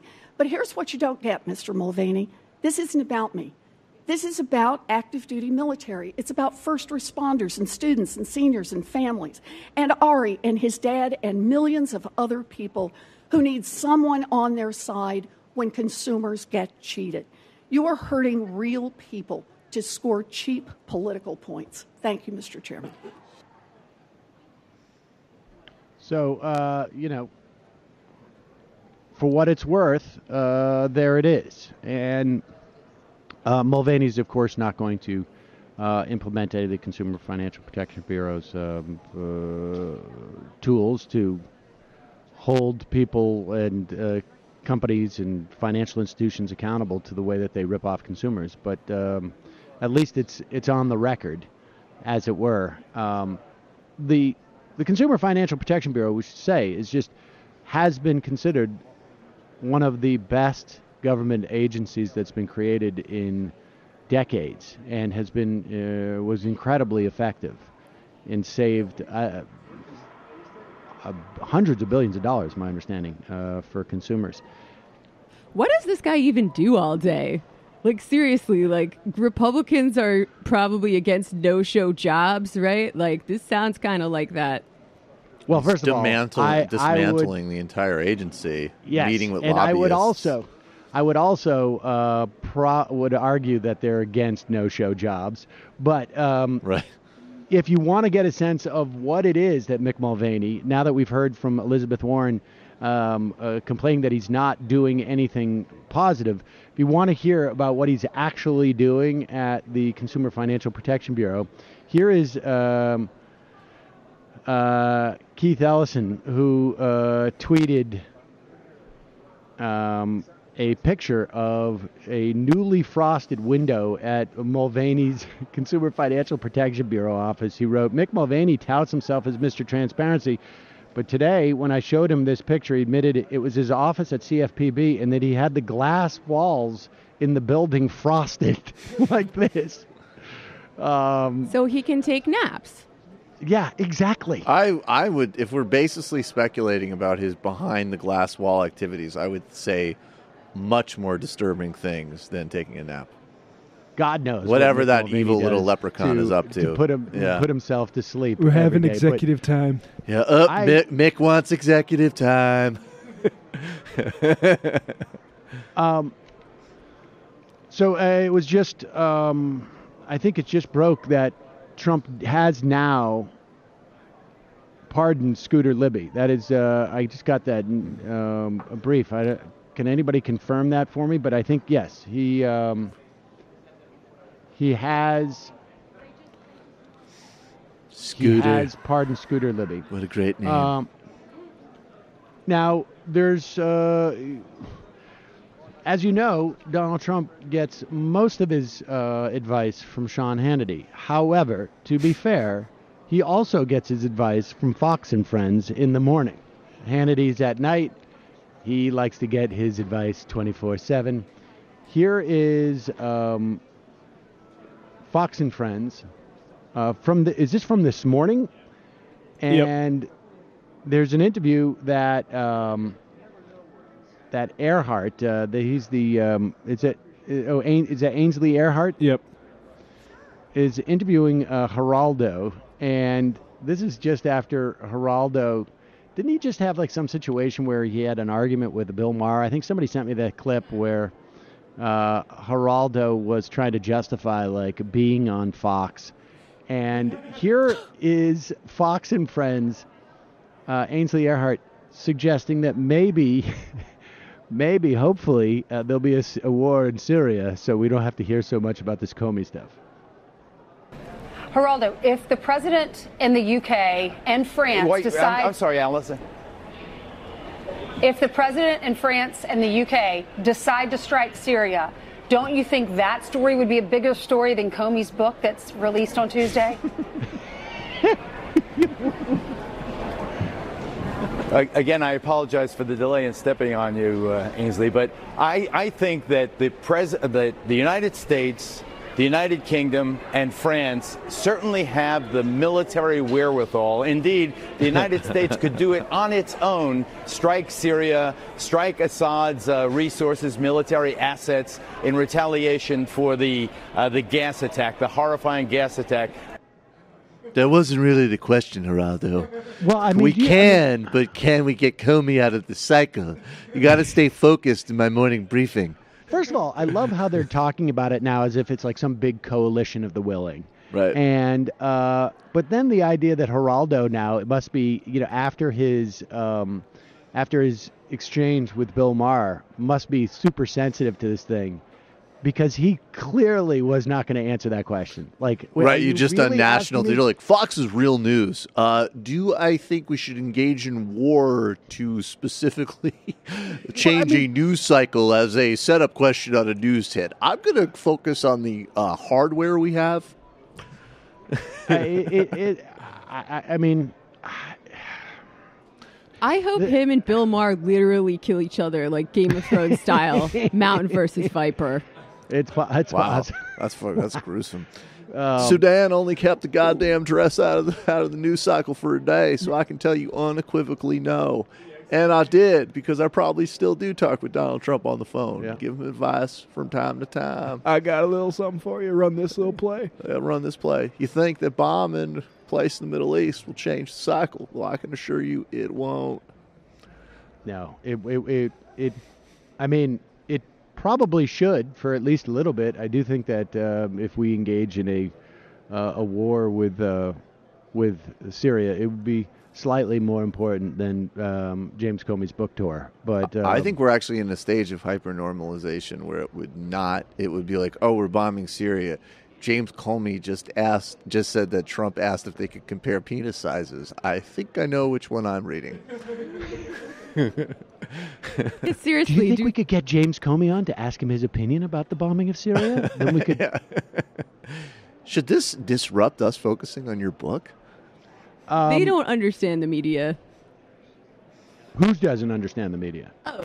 The folks who think that what you just said, any kind of boring war story would overshadow a Trump penis story. I mean, there was a time where that calculation made some sense, at least to a certain extent. And I'm not as convinced that the bombing in Sudan did not at least buy some time for Clinton. And it was a more regal time. You could bomb a pharmaceutical company. Reagan's invasion of the Falklands, I think, if I remember correctly, took Wait, you mean Grenada, right? Grenada, I'm sorry, took a lot of the attention away from, I mean, you can't take it all, but from the death of the Marines in Lebanon. I think it was 265 Marines. And so there is some reason for them to believe it, but the amazing, what I always found amazing about that clip too is just the way the question was phrased. Like, don't you think that if we do bomb Syria, shouldn't it be appropriate that is a bigger story than Comey? Like, it's just, it's a very weird time. It's an insane time. Although that Reagan story is pretty insane. Hezbollah kills a bunch of troops, and our answer is to go invade a sovereign democratic socialist experiment in the Southern Caribbean. Well, under a million fair, people. That is somewhat crazy as well. Under a million Really people. weird. How many people live in Guyana? No, Guyana. Excuse me, Grenada. Oh, sorry. I think it's possibly like smaller than Worcester, Massachusetts. But it was all about Soviet influence. No, it was about our medical students who were there. What? Yeah. It's all about our medical students who weren't good enough to go to mainland universities.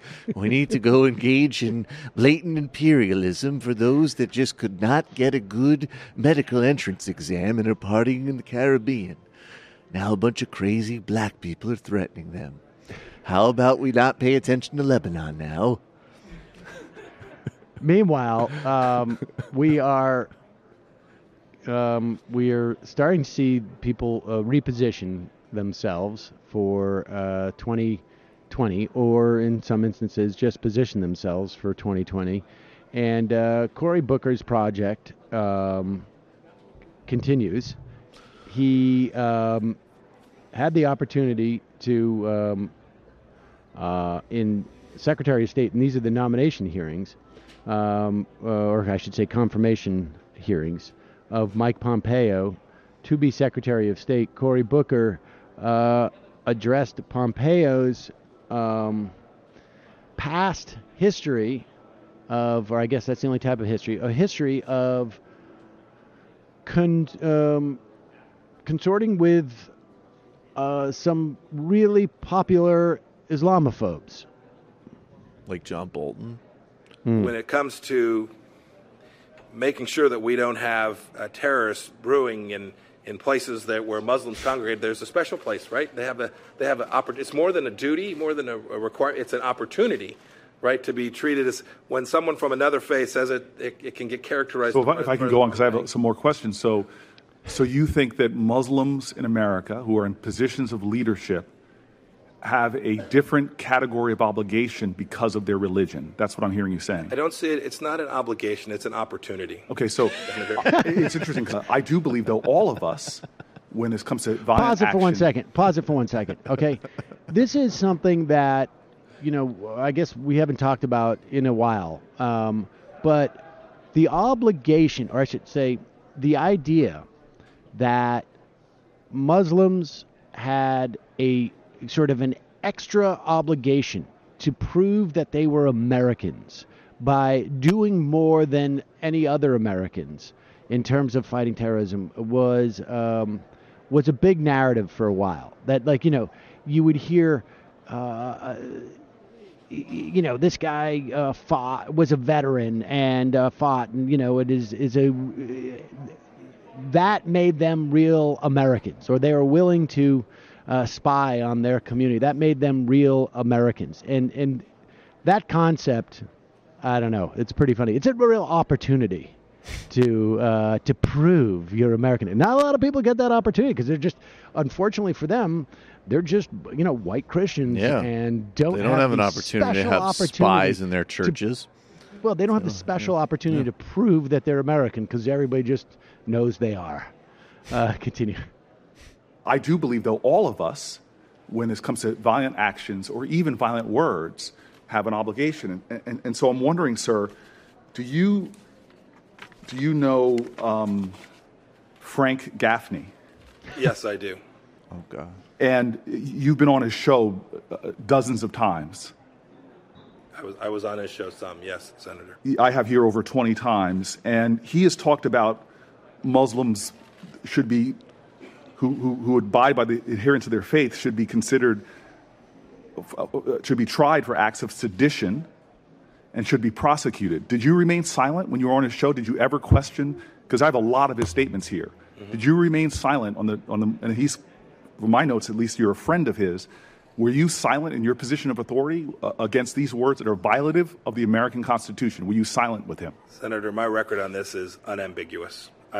Sir, if that's your response, you did not say anything to call out his remarks. What about Bridget Gabriel? Do you know her? I do. Someone who runs an organization that has been considered a hate group by the Anti-Defamation League and the Southern Poverty Law Center. Were you silent? Did you ever call her out on her remarks that are hateful or bigoted? Senator, I've spoken to a number of groups, and I believe my record with respect to tolerance and the equal treatment of people. Yes or no? Did you ever call her out? Senator, I couldn't tell you. I don't recall each statement I've made over 54 years. Okay. I don't remember. It's going to be interesting to see if Pompeo's going to. I mean, there is an opportunity, I would imagine, to not confirm this guy, but who knows? Did Hillary help shape those answers? Rand Paul? Who could? No other Republican besides him is going to oppose this guy. Unlikely, but who knows? Maybe someone wants to strengthen their never-Trumper bona fides. I think it's, obviously totally nonsense, but great opportunity to, hold Jeff Flake to his, sanctimonious rhetoric here. Good luck with that as well. Well, obviously. Good luck with all of them. I mean, it's not going to happen, but I'm saying there you go. I mean, doesn't Flake, one of his objections to Trump is overt bigotry, supposedly. Well, here you go. Well, I can't wait for Paul Ryan to, sit in the audience and then pull off a protest shirt and stop the hearings. These firings are just giving anti-Trump politicians more chances to grill people on TV. It's like an extension of the campaign. So, thanks, I guess. Yeah, I mean, it would be nice. I guess so. I mean, I don't know. Hope springs eternal. Like, I don't think that's what Democrats are going to win on, but it never hurts, I suppose, to trot out one of these goals and grill them in front of everyone. Well, of course. I mean, this is part of their job to, theoretically question and, raise these things, to put people on alert, to create the narrative so that people keep an eye on it. So hopefully they'll be effective, at least in that regard. All right, I've got to wrap up in about 10 minutes, but I want to play this clip. This is from a couple of days ago. He is a California sheriff, apparently caught on videotape telling employees that it's who is he speaking to? Youngblood. I'm not clear on this. He's in like a room. I'm not sure. We can look it up while we play it. Okay. Well, here is a Kemp County, California sheriff, and. Well, is this the employees union? That's what it says in the description, or no? I don't know what an employees union is. Like a police union. Is it a police union? That's what the LA Times says, employees union. I'm assuming it's a police union, but I mean. And it is, to be fair, 12 years old, and he's making a financial assessment. The union is that represents the Kemp County jailers is endorsing Youngblood's opponent in the upcoming election. So it would appear that the union actually released this as a way of making it clear to people that this guy may not be the best sheriff. When you lose the support of the cops unions, that's really bad. Right. This guy's, when you're too violent for the cop union. But here it is. Listen to this. This is pretty shocking, actually. I think that detention deputies receive more training probably today than a deputy sheriff ever did when working in jail. If that's what you're asking. Period. Nobody in operation. Absolutely, yes. And there's a good reason for that. Millions and millions of dollars. You don't see the loss. You know what happens when a guy makes a bad shooting on somebody and kills them? $3 million, the family goes away after a long back and forth. When it happens in corrections, it's a totally different ballgame. If you stack on top of that an inmate that's in restraint, if you tack on top of that a number of officers that may or may not be involved, if you tack on top of that the setting that you're in, that is absolutely huge. It's no different than when a deputy shoots someone in the streets. Which way do you think is better financially? To cripple them or kill them? For the county. Absolutely. Because if crippled, we get to take care of it for life. And that cost goes way up. And the same thing happens to a death that occurs in corrections. And I don't know this for a fact, but I'll bet you since the incident occurred, every time an inmate dies and there's a news video with them, so they're all over. Yeah, there you go. He's complaining about when a suspect dies. The news is all over it, but it is financially more advantageous for the county to shoot someone dead than to shoot them and permanently injure them, because the county needs to pay more to the family for the health care for this critically injured person who will need this care for the rest of their life. Who is this guy? And they have followed through on that, too. This is, as I understand it, one of the deadliest sheriff departments in America. Well, that's what the training is, very cost effective. Deadly or most efficient? Right. Jamie, right. So cynical. Yeah. Always looking at Someone that. doesn't understand how the numbers work. All right, well, I've got to... Oh, should we do this? Okay, good. Let's play this this last clip we have of Code Pink, Medea Benjamin, and Ariel Elise Gold confront U.S. Ambassador to the UN, Nikki Haley, about her blocking an investigation, a UN investigation, into the Israeli really massacres of Palestinian protesters in Gaza. I mean, you've seen the clips of snipers killing members of the press, killing people who were praying, walking, ready to roll tires at them. And here is a clip of Code Pink going and confronting Nikki Haley. We wonder why you're blocking an investigation into the Israeli use of excessive force in Gaza. The international community would like that investigation to go forward. You know, Israel deserves to be held accountable just like any other country. The killing of peaceful protesters, including a journalist wearing a press vest in Gaza, and the UN is being blocked from investigating. She's attending as a guest right now? Well, we're all here as guests. She's not attending as... We're all guests.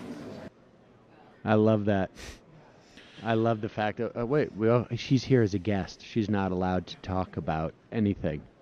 No dinner conversation. You know, and what's amazing is that, I mean, probably under Clinton it would have gotten, you know, I think there wouldn't be much difference, honestly. But under Obama, there was a slight, you know, there was that one motion on settlements in 2016, I think, at the very end where the Obama administration abstained. And there was a slight inch towards not protecting Israel, no matter with just the unbelievable impunity that they operate with over everything, including this. I mean, this video footage, like, I don't even, it couldn't speak for itself more. I mean, there's just no ambiguity to it. Yeah, I mean, I agree. I think Clinton would have been more, much more likely to stop an investigation like this than the Obama administration. But of course, the big difference would be it would be a major story, as opposed to like it's somewhere down like the 15th story of the of the day. Right. She would do exactly what she did when they confronted her about Iraq. She would pretend to listen to them, you know, invite them into her office, smile, nod, and then do exactly what she wanted to do. Well, yeah, that's better. Actually, I mean, because the Democratic Party, if they're getting to a point where people at least have to acknowledge that concern, that's already a distinction. But she pretended to acknowledge it. And to be fair, even Tim Kaine, at least boycotted the address by Netanyahu to Congress. We should change his name to even Tim Kaine. Exactly. When Tim Kaine is the voice of reason, you know you've got a problem. They do some all good stuff, Code Pink. Yeah, they do. They've been at it for a long time. I remember the RNC in 2004. There was a number of Code Pink people who were who interrupted Bush's speech at the time. Maybe two. Pretty brave people. My mom was telling me about their protest. She was in D.C. protesting the inauguration. She's like, they were very organized, very good. No, they're good at what they do. Nice. All right, well, folks, that's it for today. We will be back, or I will be back live in studio on Monday. Don't forget, this show relies on your support. Just Coffee. If you, oh, right, darn Sorry. it. It's on the blog post. Okay. Just Coffee is offering 30% off their coffees this month only. You don't need a coupon code. Just go to justcoffee.coop. .coop. 30% off. This is the time to try Just Coffee. If you have ever heard me talk about Just Coffee and said, I don't want to risk it. I don't want to try. This is the time to try Just Coffee. 30% off, free shipping. You can try they've got their coffee sourced from many different countries, all fair trade. They have different roasts, dark, medium, light. And now is the time. You can try the Majority Report blend. If you really must, you can try the WTF blend. I'm not sure why you would do that. But head over to justcoffee.coop, 30% off. They're a great, obviously, co-op run business. Also, the show relies on its members for its support. Join themajorityreport.com.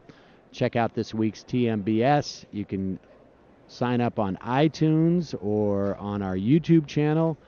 Check out Jamie's Patreon. It is pay what you want situation over there, so you can read her stuff and check out the Antifada. The Antifada podcast. We're having Doug Henwood and Liza Featherstone on our episode that we're recording this weekend, actually. And it is free to listen to, but if you would like to join our new Discord community and submit questions for Liza to answer on the show, because she gives great advice, check it out. All right, folks.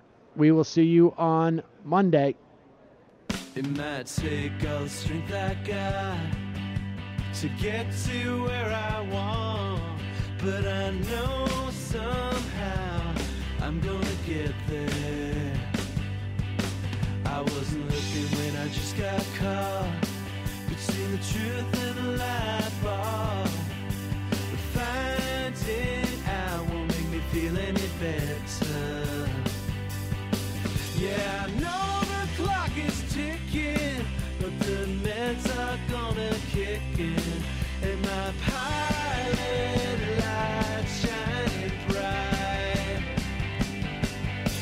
I get somewhere the choice was made, for the option where you don't get paid, for the road that bends before it finally breaks you.